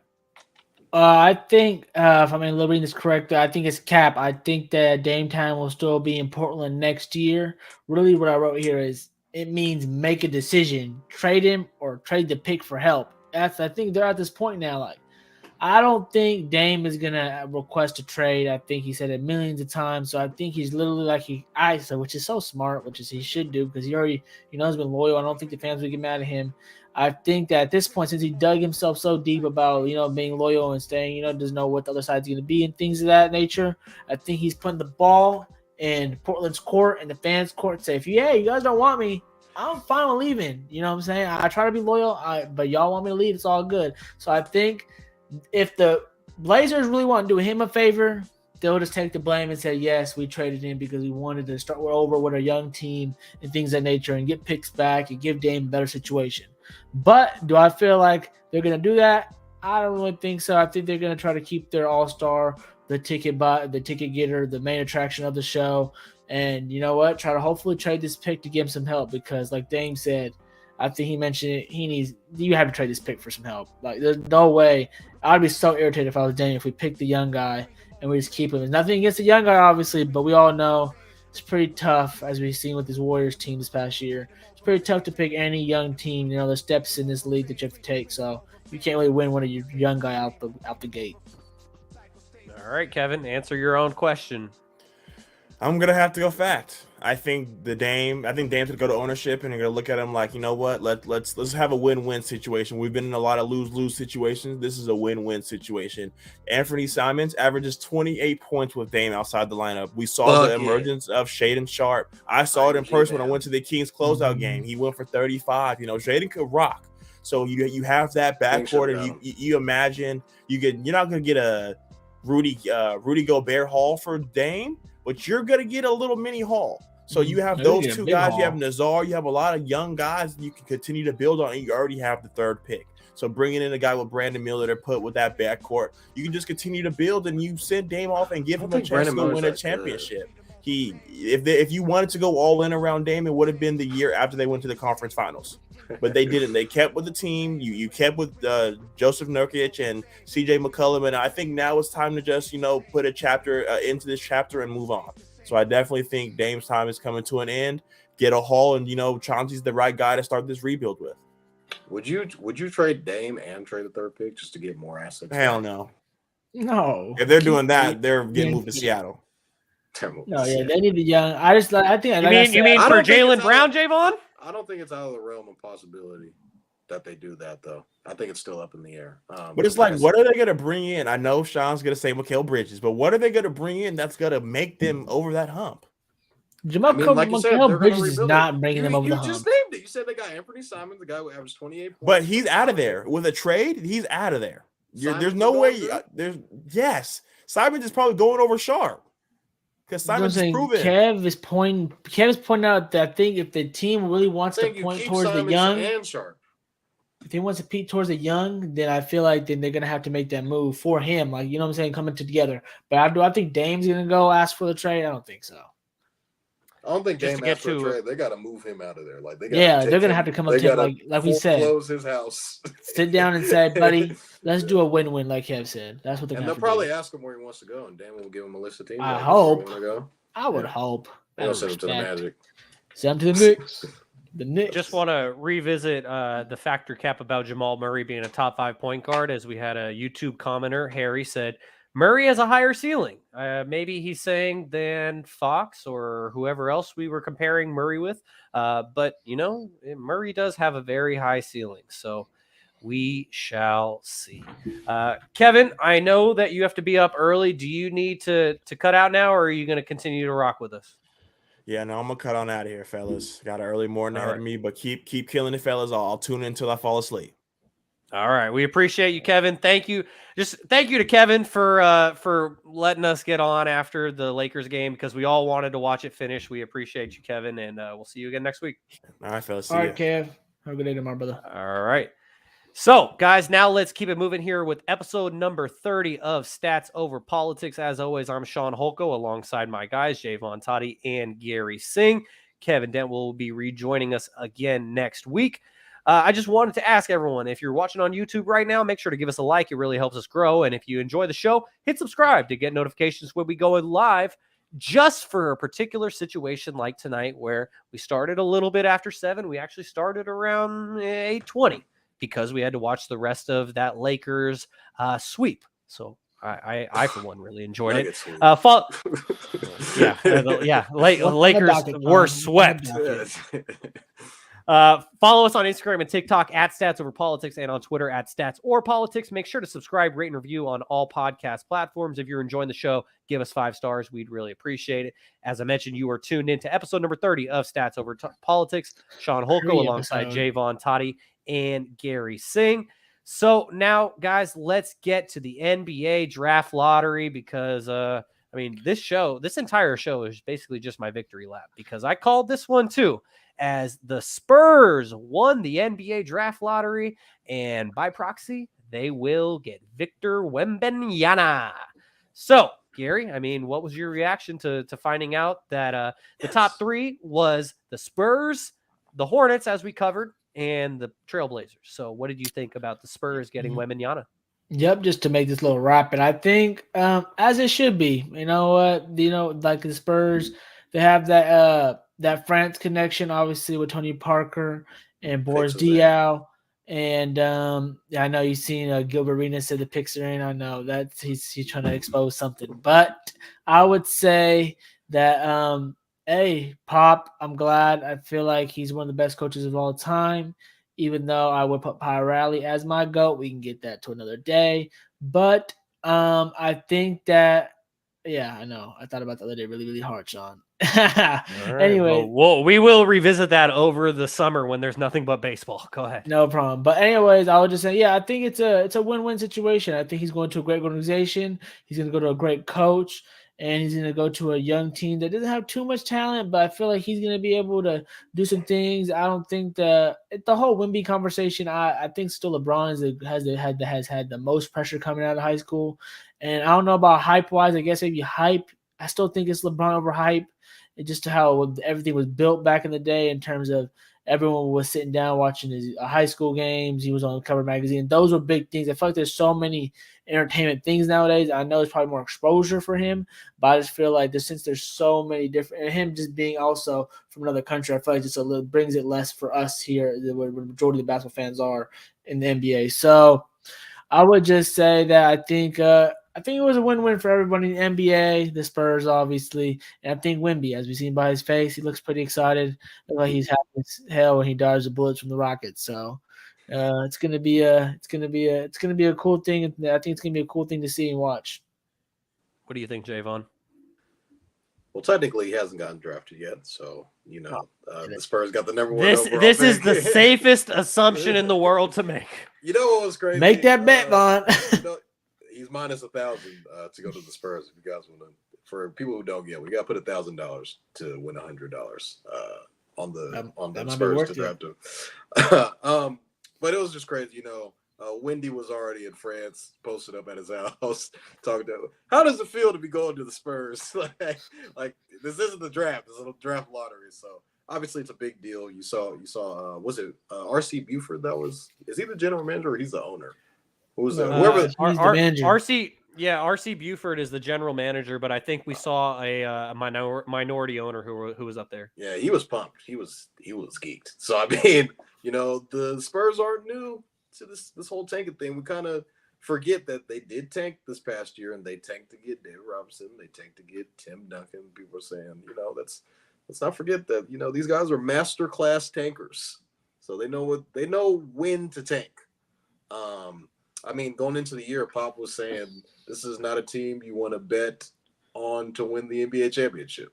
He said that like when training camp started, that's what Pop said. Like, this is not somebody that you want to bet on to win the NBA championship. So for Wembanyama to go to it's definitely going to extend Pop's career. We were kind of all thinking, the Spurs are kind of just in no man's land, not very good team that just, they have some young talent that a lot of people really aren't too keen or up on, like a Vassal or I forget the guy's name with the crazy hair. They got Doug McDermott over there. Jeremy Sohan. Yeah, Sohan. There we go. He was on I think he made an all rookie team, if I'm not mistaken. Mm-hmm. So, they got some young talent there. A good bet for you guys to make, because I am a gambling man, is Spurs to make the play-in next year. Be on the lookout for that. I think I don't know what the odds are on that. If you can go to Vegas and make whatever bet that you want. So I'm not sure what the odds are on that, but you could bet Spurs to make the play-in, Wemby to average 20 points next year. That's going to be something you might want to look out for. But I think it's going to a very, very great situation. A team, it's known for winning. I saw a report that came out that pretty much all the old, Tim Duncan, Manu Ginobili, TP, Tony Parker, they're all going to mentor him. So, I mean, you're in good hands. You're going to a great franchise, that's, it's been there, adults in the room, and there's no state tax in Texas. So, congrats to Wemby. I mean, we keep saying congrats to him like he got drafted. He hasn't got drafted yet, but it's like Sean says. The bags are already flowing in from. Don't worry about it. He might as well start looking at houses in San Antonio. For sure. That. So, training all off season there. Just imagine the summer league this year and just how crazy it's going to be on, Spotlight. Did you guys remember when Zion got drafted and how crazy it was? Nuts. I feel like Zion's still a little more, even more than him right now. A little bit more hype, but I think so too. I think after the draft, it's going to be pretty hyped. Zion hype was big, especially because the Duke connection. Being on a college team really pumps you up. Zion was really hyped going. I remember Zion was really hyped going in. Lonzo Ball was really, really hyped. People wanted to watch. That was his father's hype, though. It was like true hype. I feel like. I think after this Wemby draft, a lot of people are going to want to see him scoop play. So I feel like it's going to be a crazy summer. And yeah, if you guys want to put some money on it now, Wemby or the Spurs to make the plan, and Wemby to average 20 next year. Gary, I just could not disagree with you more trying to compare Zion to Wemby. I understand trying to make the comparison between. Yes. Yeah. Yes. The hype is crazy. They're saying he's like the best prospect ever. One person said that, bro. According to Adrian Wojnarowski's sources, plural, he is potentially the greatest prospect in team sports and what history. They say about Zion. Not NBA history, not basketball history, team sports history. I did not hear that said about Zion once. I don't think he's a better prospect. They said they said since Braun, he was the next guy. Okay, since Braun was like they are saying Wembanyama might be the best guy ever. Ever. LeBron's not 7'6". I don't see it. LeBron's not 7'6".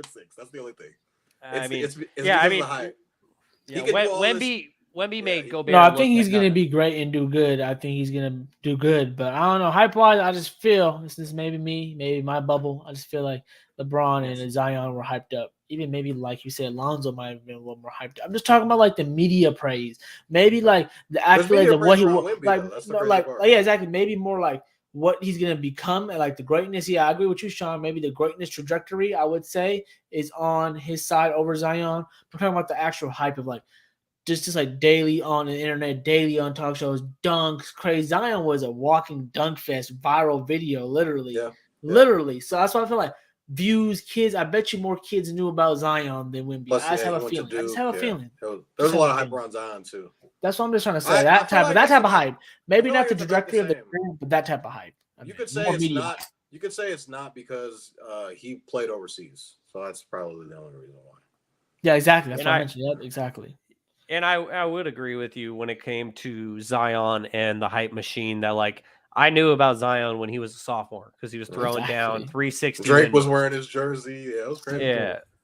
All right. Well, we shall see. And like Jaevon said, I mean, it's basically a lock for, even though it's not official, it's basically a lock that Wembanyama is going to be a Spurs. So if you want to start looking at those Spurs bets for next season, I mean, Vonnie's hotline is letting you know. You should probably start checking it out now. All right, guys, let's keep it moving. As another head coach with an NBA championship ring was fired, as the 76ers fired Doc Rivers. Before I get either of your thoughts on this, I just wanted to mention the worst win-loss records with opportunities to clinch a series by coaches in NBA postseason history. And this is a minimum of 20 games. At the very top, Doc Rivers with a chance to clinch a series in the postseason is 17-33. Granted, with context, Doc Rivers has been in the playoffs nearly every single season. His teams have also performed very well. His teams have also choked when they've had a chance to clinch a series. And if you do the math, basically winning 1 out of every 3 clinch opportunities, yeah, that's not great for Doc. And so that's a bad stat. And then you look at all the NBA coaches that have been fired recently that all have NBA championship rings as coaches, except for Monty Williams. Monty Williams has one as a player from when he was with the Spurs. But you got Doc Rivers, Mike Budenholzer, and Nick Nurse all got fired. And they all recently won a championship. I mean, Doc won one back in 2008. But between Nurse and Budenholzer, they all won a championship within the last 5 years. And Monty Williams took his team to the finals a couple years ago. And so, Jaevon, I'll throw it to you first on this one because your team is the reason why Doc got fired. What do you think about this, Jaevon? Yeah, I think it's a cold world for me. I think Doc I think it's still a good coach. You know, like you said, his team usually gets to the playoffs almost every year. Joel and James kind of choked in Game 7. Didn't perform up to par in those situations. You kind of I think he's just been handed a bad rap, and you know all these games that he's been losing. I was listening to Austin Rivers kind of defend him. I get it, he's his dad, but he was kind of spinning some facts. You kind of go back to his time with the Clippers. PG and Kawhi pretty much went down, and then they ended up losing, and it was kind of off and on when they were going to be healthy, so it kind of sucked there. Here in Philly, it's kind of been off and on. Joel will give you a 40 or a 30-point game, but then in the closeout game he goes for like 11 or 13. I don't remember. I think James Harden had like 9 points. So it's really tough when your stars don't really show up for you, and then Ben Simmons, God knows what happened in that series. So I just think trying to figure it out. I think he's kind of just been. I think he's kind of just been handed the short end of the stick. I could be a little biased, because Doc Rivers was a huge reason on why I ended up becoming a Celtics fan back when they won a championship back in 08. You're a little guppy? Yeah. So, I mean, it's just, I'm not sure because everyone's going to look at the record and be like, oh, he chokes in games. He always gives up 3-1 leads. So this could be the last one that we see of him. I still think he's an NBA coach. I think someone will be lucky to have Doc Rivers on their team. Yeah. If the King, I just got to say real quickly, if the Kings did not have Mike Brown, I would be putting him at the very top of my list as a Kings fan. Yeah, and I think as far as who the Sixers would hire next, I think Monty Williams would be a guy that probably will be stepping into that role. It really just depends on. Don't they talk about Mike D'Antoni? No, that's a retread that doesn't need to happen. I think he's done as far as head coaching goes. But Monty Williams, similar situation to dealing with stars, dealing with Devin Booker, Chris Paul, KD, Devin Booker. I think he would be able to handle a Joel. And I'm not sure James Harden's coming back. But even though they're saying that Harden was a reason he was pushing for Doc to get fired, maybe he resigns if Monty Williams is the coach. Who knows? But I'm not sure. JG on the podcast Pete, Paul George's podcast today said that the report said that he doesn't want Jalen Green to come. Yeah, Jalen Green. For guys who don't know what JG is, they don't know that he didn't come out and say he doesn't want James Harden to come to the Rockets, but he was like, I mean, I get it. Like, I wouldn't be opposed to it, but he feels like that he's kind of the guy. So, not too sure how that would work, JG and James. He should be the guy. He's a great young talent. Yeah. So, I think maybe the grass isn't always greener on the other side, but we'll see who the 76ers hire next. All right, Gary, go ahead. again, like you mentioned, all the coaches that have been fired. It sucks, the NBA, but hey, that's what happens when you deal with that job. And I was gonna mention that Vaughn, when the way you so weird now he just left, huh? I would say the way you went, the reason why he got fired is, as you know, it's the way you go out. Just like when Coach Bud got fired, it's the way they went out. Is when you get beat the way the Sixers got beat up 3-2, going to Game 6 at home and fumbling that bag, and then getting pretty much smashed in Game 7. Like we said earlier, there's always someone to blame, and they're gonna have to blame the coach. Again, I think Doc Rivers is a great coach. You can't deny those stats from Shaun, but then again, like you said, you can put some context on it, like Austin Reeves did, and not Austin Reeves, sorry, Austin Rivers. I meant Austin Rivers said, but I think Doc Rivers is a good coach.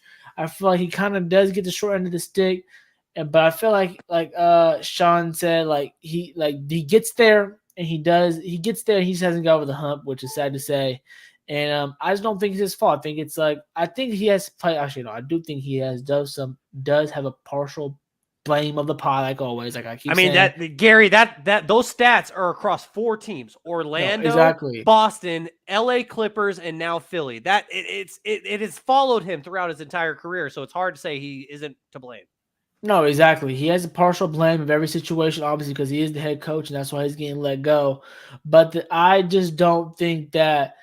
I just feel like it's obviously more of a 76ers problem, and I think that the 76ers just haven't got over the hump, and I think it's because of James Harden and Joel Embiid this year, and you can point to just not having a good enough team around them. You can point to many different things, but at the end of the day, they're just going to get the job done, and the way they went out is why Doc Rivers got fired, and like Shaun said, I think he's going to be in a lot of coaches and a lot of teams' minds to be hired again, and I think he should be hired again if he wants to keep coaching, because I know he's been on this run for quite a while now, and he does have a championship ring, like he said in the Celtics year.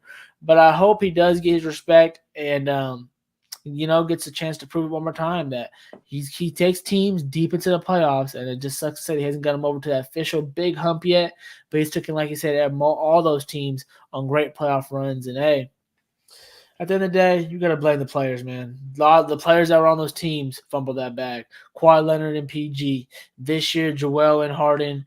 And those years, I'm assuming when he lost to the Celtics, it was Paul Pierce and KG and Ray Allen. You know what I'm saying? So, and then Tracy McGrady in those years in Orlando. So, I know he gets a partial part of the blame, but hey, I think that everyone deserves a blame, especially when you're in those type of circumstances.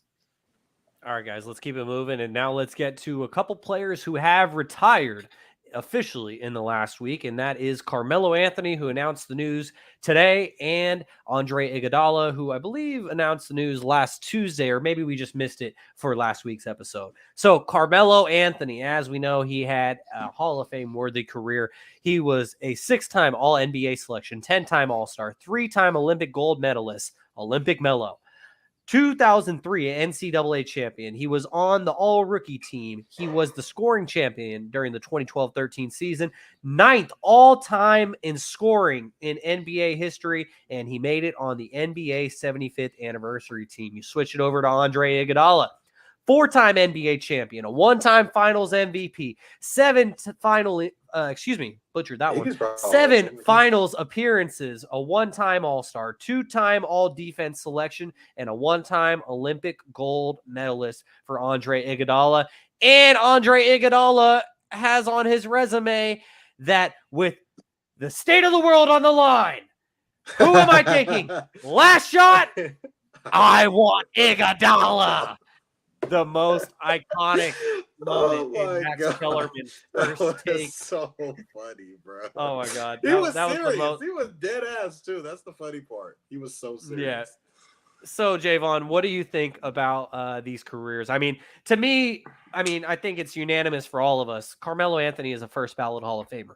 Andre Iguodala, 1,000%. Andre Iguodala, it's a little not tricky. first ballot, but is. I guess let's throw it to you this way. We can all agree that Melo is a first ballot Hall of Famer. Is Andre Iguodala a Hall of Famer at all? His resume is too tough. He's got a finals MVP. He's got Finals MVP. He's got 4 He was the finals. guy in the Sixers. Don't forget that he was scoring a lot. He was a making boy when he got going drafted. down. So Yeah. I don't have the And stats on me, so I don't know. But with the Sixers, he was going crazy, and even in Denver, he was a guy, a go-to guy with Andre Miller. I think Sean was still on that team. I don't know. I think Ty Lawson was on that team. Ty Lawson was on that team. Was he there? Wasn't he there when AI was there too? No, I don't think so. I think he was gone. Or was gone. it? Oh, he was after. Okay. Andre Iguodala was on that team that knocked out the Golden State Warriors when Mark Jackson was the coach, I think, in one of those years, one of those playoff years. And then so is he a Hall of Famer though? His resume is too tough to turn down. I'm gonna say yes, but not first ballot. I don't think it's first ballot. Okay. He'll probably be on a couple years and be like, "You gotta put Iggy in there," and he'll end up getting. We'll see. We'll see Steph get in there. We'll see Clay get in there. We'll see Dre get in there, and then they're gonna be like, "What about Iggy?" Okay, Iggy's in there. What do you think, Gary? Yeah, I just thought about it too. The NBA Hall of Fame is not that tough to get into compared to like. It's not. Well, that's the thing. It's not the NBA Hall of Fame. It's the basketball Hall of Fame. He didn't have a college. He didn't have a college career like Melo did, winning an NCAA championship. But I mean, he wasn't a scrub when he was at Arizona. Oh, yeah. But Melo wouldn't, even if he just took his NBA career, would still be a Hall of Famer. But I would just say I think both of these guys will probably get in, guaranteed Melo. But I want to go to talk to Melo. When I first seen this today, I'm not gonna lie, I was a little bit heartbroken because I'm not gonna lie, Melo is one of the players like with Dwayne Melo can still give you like 12, 15 points. Yeah, and with LeBron, those three players are kind of like the three players that when I first started watching basketball. It's funny how they've always been tied together too. That's why I always mentioned earlier, I would have loved if he would have been in the part of Miami Heat, bro. That would have been the ultimate. I don't know how it would have went down because Chris Bosh had to take a very big role to win championships in that team. I don't know if Melo would have done that, but man, he was still in his selfish Melo stage. He had not. I don't know if it's selfish or just getting his money. It's all good. People do different decisions. I gotta come off the bench. But I want to show something real quick. This is one of the first things I remember as a kid. One of my best friends in elementary school, I think, had this on his desk or something like that. And I remember him like showing me. And it just sticks out to my mind because this is when I first started loving basketball over the top. It was right. I don't know if you can see it. The Slam magazine. The Slam magazine, yeah. I don't know. Hold on. Why can I show it so well, but you can't show me shit? Come on. I don't know, bro. I don't know. You gotta turn. Oh, there it is. Yeah, Melo and AI, man. The Slam magazine. They should have won some finals, bro. It's funny that my uncle just said he didn't even know AI was on the team today. It's funny, but I was like, that's when I started fell in love with basketball around that time. So Melo's one of my favorite people to watch. I know Kobe said one of the toughest guards ever. Was one of the toughest guards. So him on that block, putting that big caboose on you, boom, boom, 2 steps, pump fake, gets to the rim. Just really a tactician on the block. Just a great offensive one of the best scorers in our generation, one of the best scorers I've seen. So shout out to Melo. And man, congratulations to him. Hopefully he enjoys retirement. Like Vaughn said, I bet you can give some teams something in terms of maybe scoring. I don't know about defensively, but he's always been a great guy. Shout out to him. Enjoy him. Hall of Famer. Both guys, Hall of Famers probably at the end of the day. Both great careers. And I think Iguodala, even if he doesn't get the Hall of Fame, he'll take those rings, that Finals MVPs, the All-Star selections he has, I'm pretty sure, when he was in the East, and take that and being on part of one of the best teams and probably being on the best starting lineup of all time with him, Curry, KD, the Hampton and Iggy. Five. Exactly. So I think Iguodala has nothing too much to be sad about. They're both great players, and man, shout out Melo. Yeah, man, I will just say that I'm glad that Melo got to end things on his terms. I mean, not exactly his terms with him going out like Bron's going to go out, but I mean, he got another chance because that's something that Jaevon and I constantly talked about on Shaun and Vaughn is how everyone was disrespecting Melo and how no one was giving him a chance. And when Portland finally gave him that chance, we were just so excited. And just one quick anecdote that I'll tell about Carmelo Anthony is I will have this memory for the rest of my life is that I first really got into basketball when I was like 7 years old. And the season after that, this was like one of the first Kings games I ever went to. I remember in 2006, I went to a Kings Nuggets game with my older brother. Oh, damn, and we were sitting in Melo and AI. It was AI's first year in Denver with Kenyon Martin and everything. And I will never forget it because it was one of my first Kings games I had ever been to. Went with my big brother who's 16 years older than me. And I will never forget because We were at the very top row at Arco, in the very top row.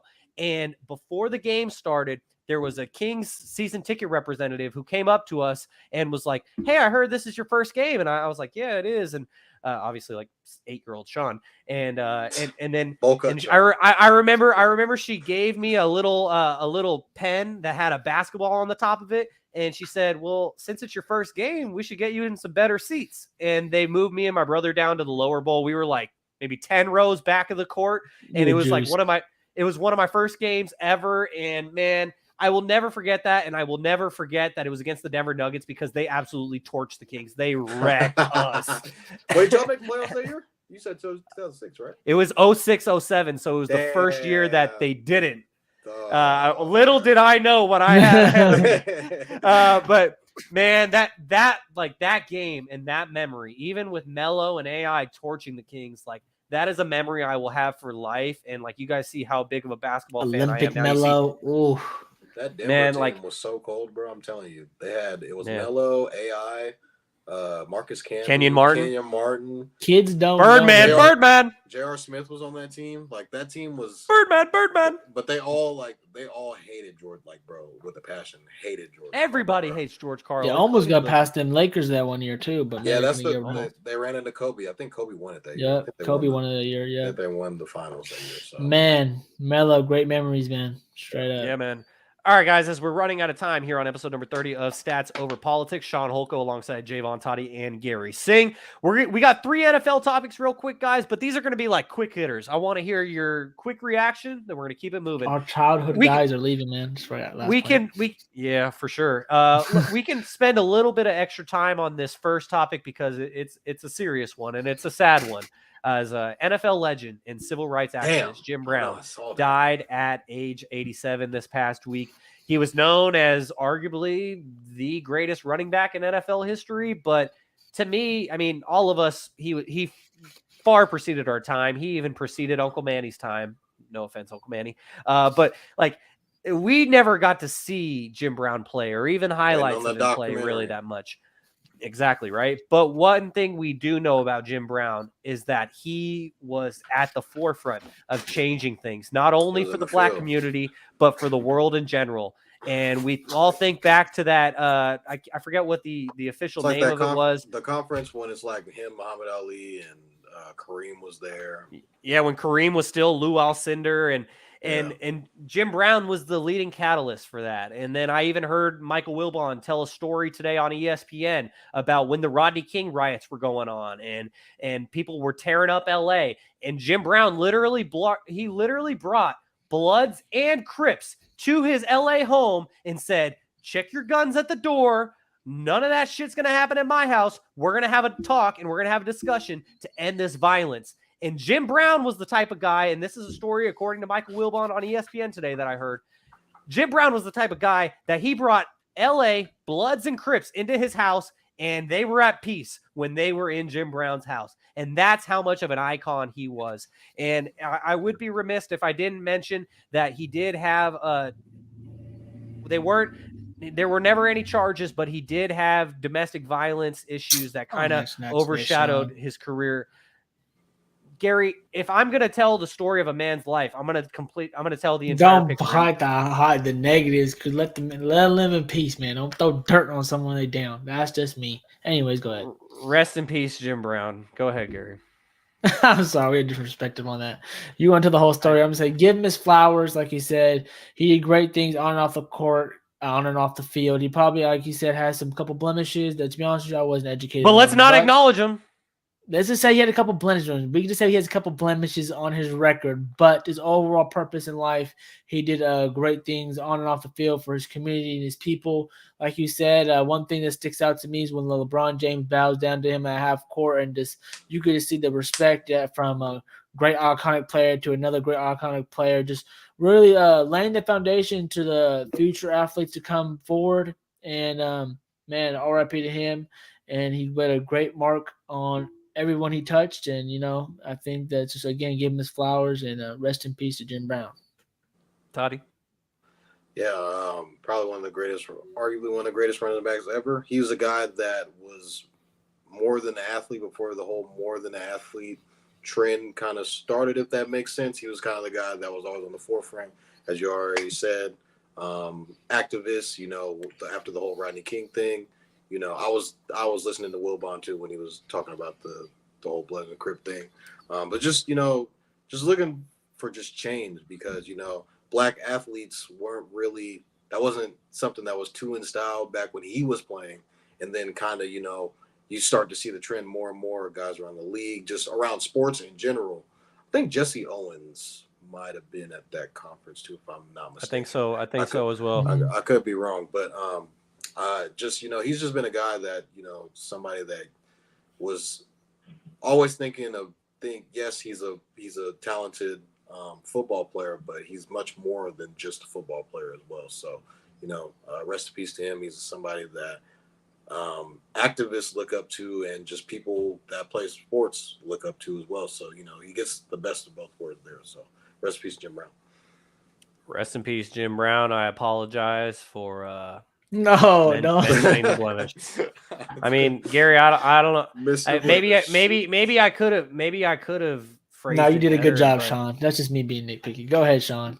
No, I mean, to be fair, we're trying to honor a man, and you did make a great point that, I probably shouldn't have mentioned that, but you also, if you're going to tell the story of someone's life, I know you're trying to be fair. Yeah, that's the objective journalist in me. Is I'm gonna state the facts, and like I stated before you interrupted me, he was never convicted of anything, but there was 5 charges against him, and we'll just leave it there. He was an amazing man, amazing football player, and just an amazing human being, despite some faults that he might have had, as we all have faults. So hold on now you're gonna make me press you about it. I can't let you go now. Now I was gonna let you go, Sean, but now since you finished your sentence, now it's having worse for you now. I feel like, because you said he wasn't convicted, so why wouldn't you bring the man in? He beat the case. The Jakes ain't on him. He beat the case. Damn, Sean.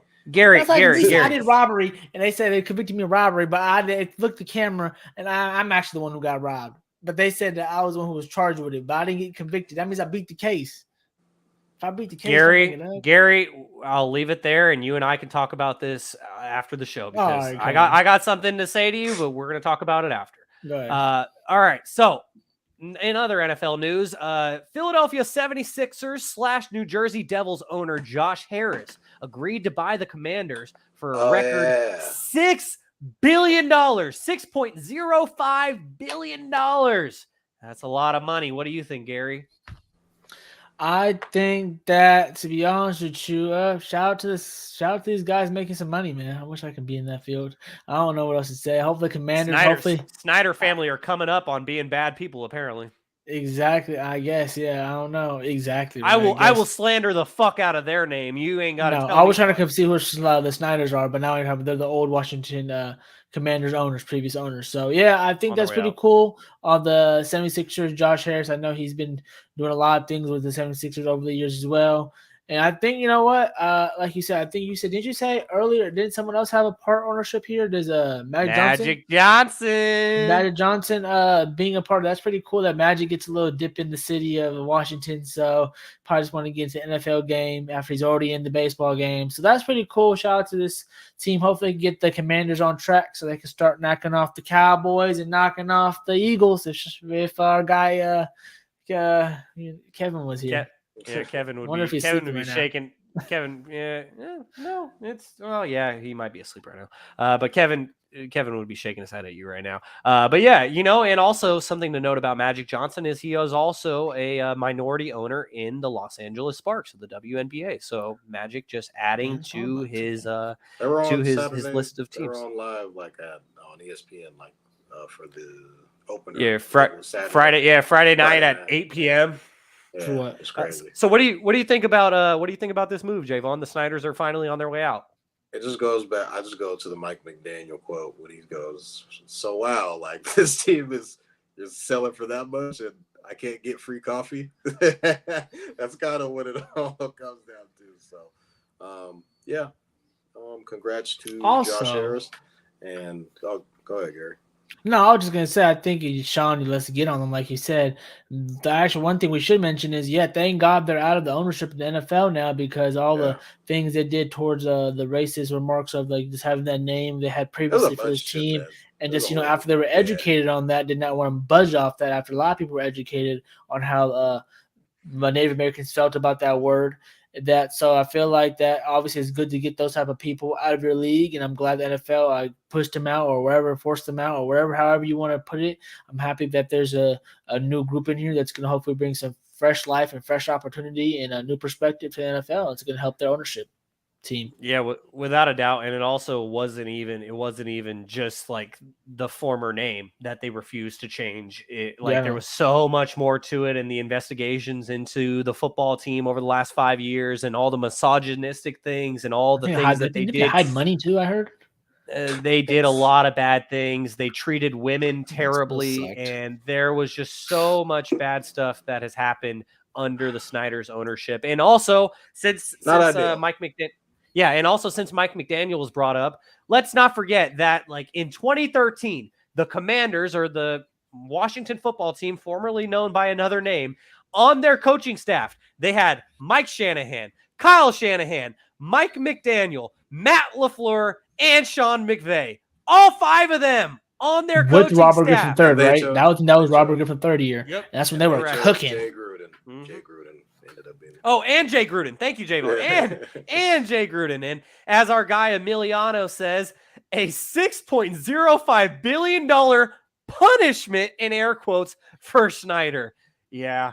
You know, sometimes bad people don't get the comeuppance that they deserve, like Snyder. Daniel Snyder, his wife is guilty by association, but Daniel Snyder is the bad man. And like Emiliano said, a $6 billion punishment. Poor Daniel Snyder. I'm not going to punish me too. Punish me. I'm going to leave that there. Tom Brady is apparently about to become a minority owner of the... Yeah, I know it didn't. Tom Brady has become a minority owner of the Las Vegas Raiders. What do you think, Jaevon?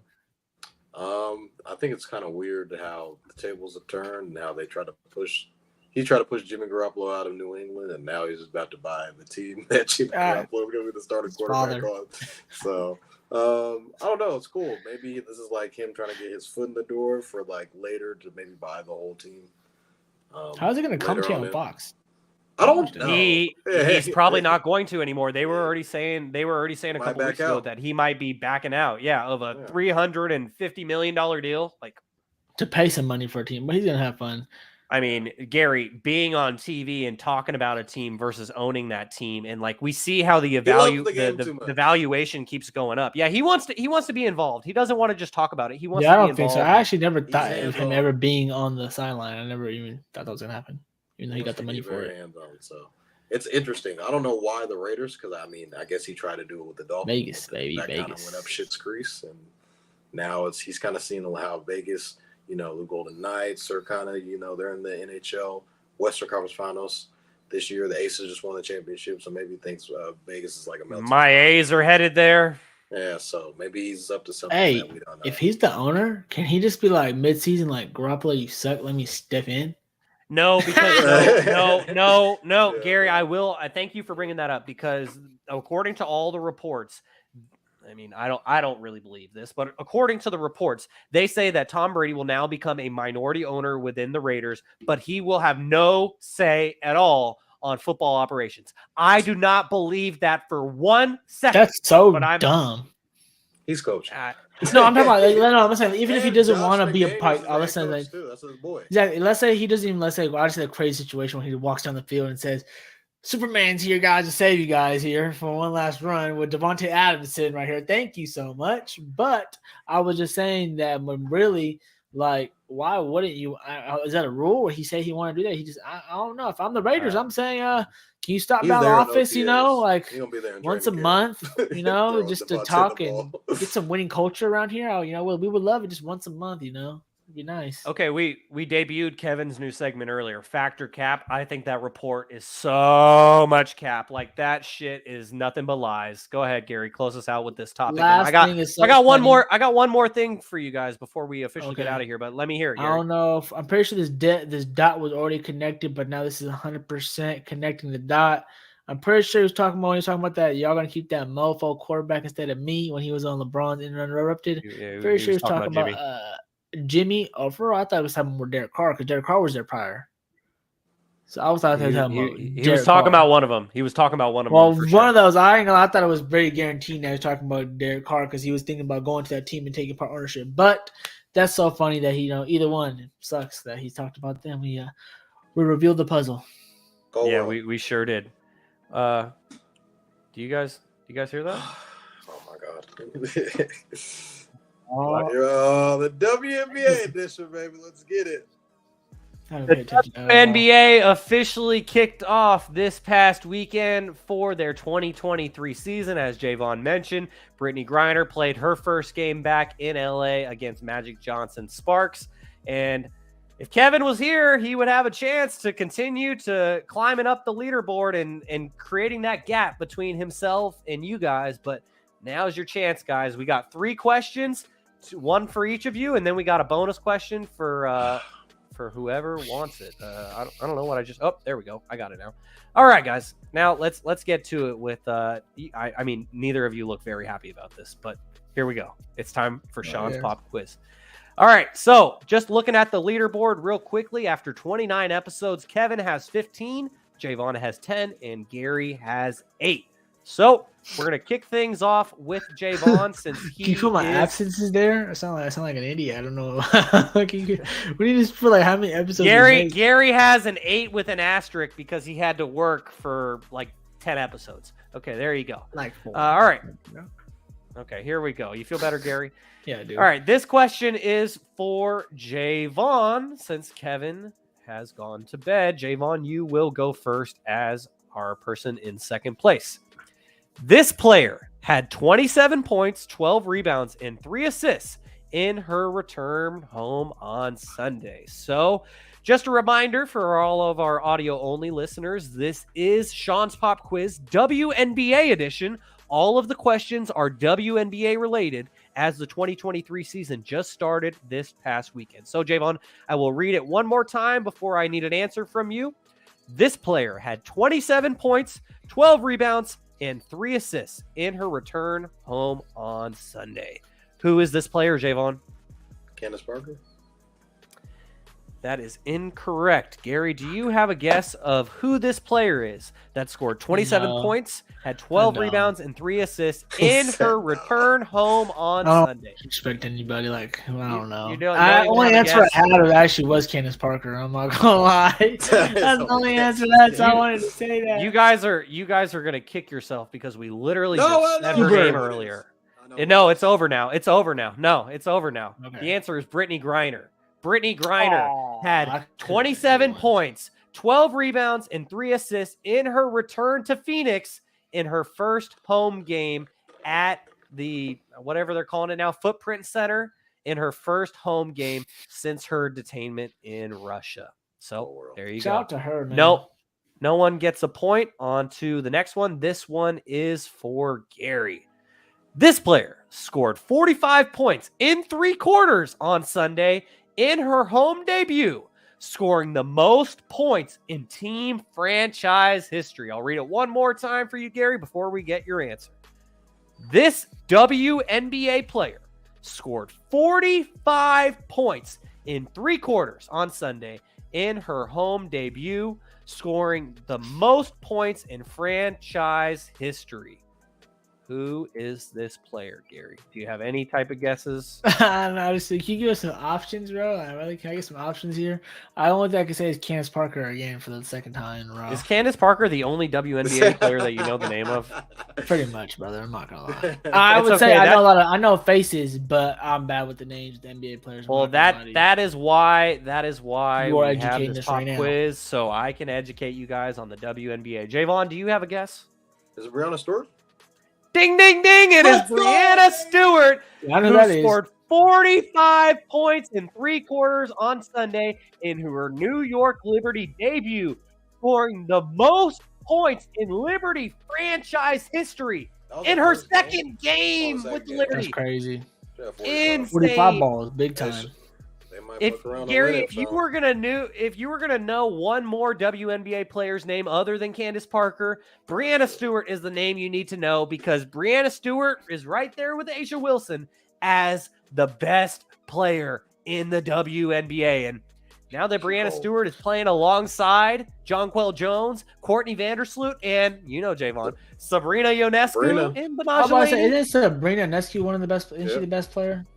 She is one of the best. I mean, the New York Liberty got like 3 of the top 10 players in the NBA or in the WNBA on their one team now. So I mean, yeah. All right. So Jaevon gets the point. He is now up to 11 to Kevin's 15. On the Liberty. Gary, that's a great. I know bet. Kelsey Plum because she dates what's his name. She's married. Darren Waller. Yep. Congratulations. Yeah. All right. This is Kevin's question. This is Kevin's question. So it'll be a toss-up. The first person who I see put a finger up, the dangler, or shout out for, or the person that I hear shout out to want to answer the question, they will be the one to get a shot to answer this question first. All right, last question for Sean's Pop Quiz for the week, WNBA edition. This team won by 41 points on Sunday, which is the largest win in a season opener in WNBA history. I'll read the question one more time. Okay, Jaevon, I see you. I'll read the question one more time for our audio-only listeners. This WNBA team won by 41 points on Sunday, which is the largest win in a season opener in WNBA history. Who is that team, Jaevon? New York Liberty. That is incorrect. Damn it. The New York Liberty were up by 30 plus on Sunday, but that answer is not correct. Sean is wrong. He's giving me wrong stats. He's giving me wrong things. Because you said Sunday. I'm looking right now. It says a team won by 45 on Saturday. What? Vegas? What the fuck are you looking at? I'm looking at Las Vegas beating Seattle 105-64. Saturday. That was on May 20th. That was on Saturday. Was that on Saturday? That's what it says here, Sean. Ding, ding, ding. Give me a point for you being wrong. Was it on Saturday? You should get 2 points, bro. For him being wrong. Can I get? You set the question up wrong. I got everything. Come on. You know what? I think I was wrong. Yeah, I was wrong. I'm sorry about that. A point for not being wrong. I don't know. Oh, okay, so I'll take one. I won't even take. To be honest, that is kind of a double for Gary, because not only did he correct me on my sport, but then he also got the. I mean, hold on. That's the only thing I was looking at, bro. He looked the whole up time. the answer. I didn't look it up. He looked up the answer. I didn't look it up. It was sitting. No, I was sitting on here on my tablet on ESPN. I was sitting here on my tablet on ESPN trying to look up the results. No, it's been on and I saw it was on Saturday. My tablet's here the whole show, literally. You might as well. All right, now you don't want because of his mess up. You don't want to give me points. All right, for sure. At least I know what day it was. All right. I admit when I am wrong. Gary guessed the team, even though he might have cheated. Gary gets the point. So Jaevon and Gary both get a point this week. You guys are 1 point closer to Kevin. And now after 30 episodes, by the way, Gary, nice job catching me on that. I got to make sure my questions are more concrete there. I'm sorry. I got so distracted by Brittany Griner returning on Sunday, and I got so distracted by Breanna Stewart's 45 piece and 3 quarters on Sunday. I kind of merged it all together. It did happen on Saturday. I was wrong. Thank you for pointing that out. You start putting alerts in the chat when these things are happening live. Appreciate so we can, be involved. Just do a boom. All right, if you don't want to do it, okay, go ahead. If you want to promote the game, go ahead. Don't worry about it. Go ahead. Oh, no. I misunderstood what you were trying to say, because at first I thought you were trying to tell me to give you an alert when I'm going to do a pop quiz. Why the fuck would I give you an alert when I'm going to do a pop quiz? It's a pop quiz for a reason. When amazing things are happening in the NBA. Maybe you should start doing that on Twitter. WNBA. Did you say I should start doing what on Twitter? Maybe you should start doing that on Twitter. Anything that's amazing that happen, you should just boom. I know they already do that, but Really? Really? Sean, you probably do that. What am I saying? Really? I don't be on Well, Twitter. he I have moves no a lot of clue. stuff on Twitter. Oh, okay, yeah, I don't even know. See, I don't be on Twitter. I Hmm, go, let's- you know what I let's do take on a look. Twitter? I go on Twitter just to retweet stats on politics and leave. Javon, can you Brianna read that for Stewart. me real quickly, please? I got you. Brianna Stewart is putting on a show in her Liberty debut. 45 points and counting. Sea foam season. That's their hashtags. Oh wait, hold on. Let's look at that. I even did some journalism work. Oh, Okay. post game. Okay, Hold on. Sean. Oh wait. Here's the fucking press conference on Twitter. All right. Tell me what I'm not doing, Gary. Hey, you're I'll doing send great, you- Sean. I'm sorry. Hey, I'll I send need you personal no, updates. I will. No. So- From now on, Jaevon. Now that he said it, I'm gonna blow up his phone. I'm gonna be like, "Hey, you watching this WNBA game right now? Log in." All right, guys. I appreciate you guys for bearing with me as always. But You guys see especially the on Jokic this. brothers lift up Mike Malone? No, I didn't Like see that. Oh my god. Yeah, you gotta watch it. I mean, I really, to be honest, I just got to say real quickly, Kevin's already gone to bed, but hopefully he'll hear this tomorrow morning. I appreciate you guys dealing with me and tolerating me with all of, Gary, you're muted, so we can't even hear you. But I appreciate you guys dealing with me and tolerating me as I exposed all of your bad takes. I really Why you gotta appreciate bring that. up bullshit? I mean, because Kevin had it ready for me last week with that 76ers prediction. So, I Pretty had sure to we bring know it who back. Sean's picking in the finals. I'm picking the Nuggets, actually. Yeah. I'm picking the Nuggets. I want to go with the Heat, but I'm picking the Nuggets. Peace. I'm going with the 2-time MVP. Gary said it's time to get the fuck up out of I here. gotta go. 10:41. Time to go. Gary's got to get to the gym. I got to get to the gym. Appreciate you guys, and we'll catch you all on another episode of Stats Over Politics.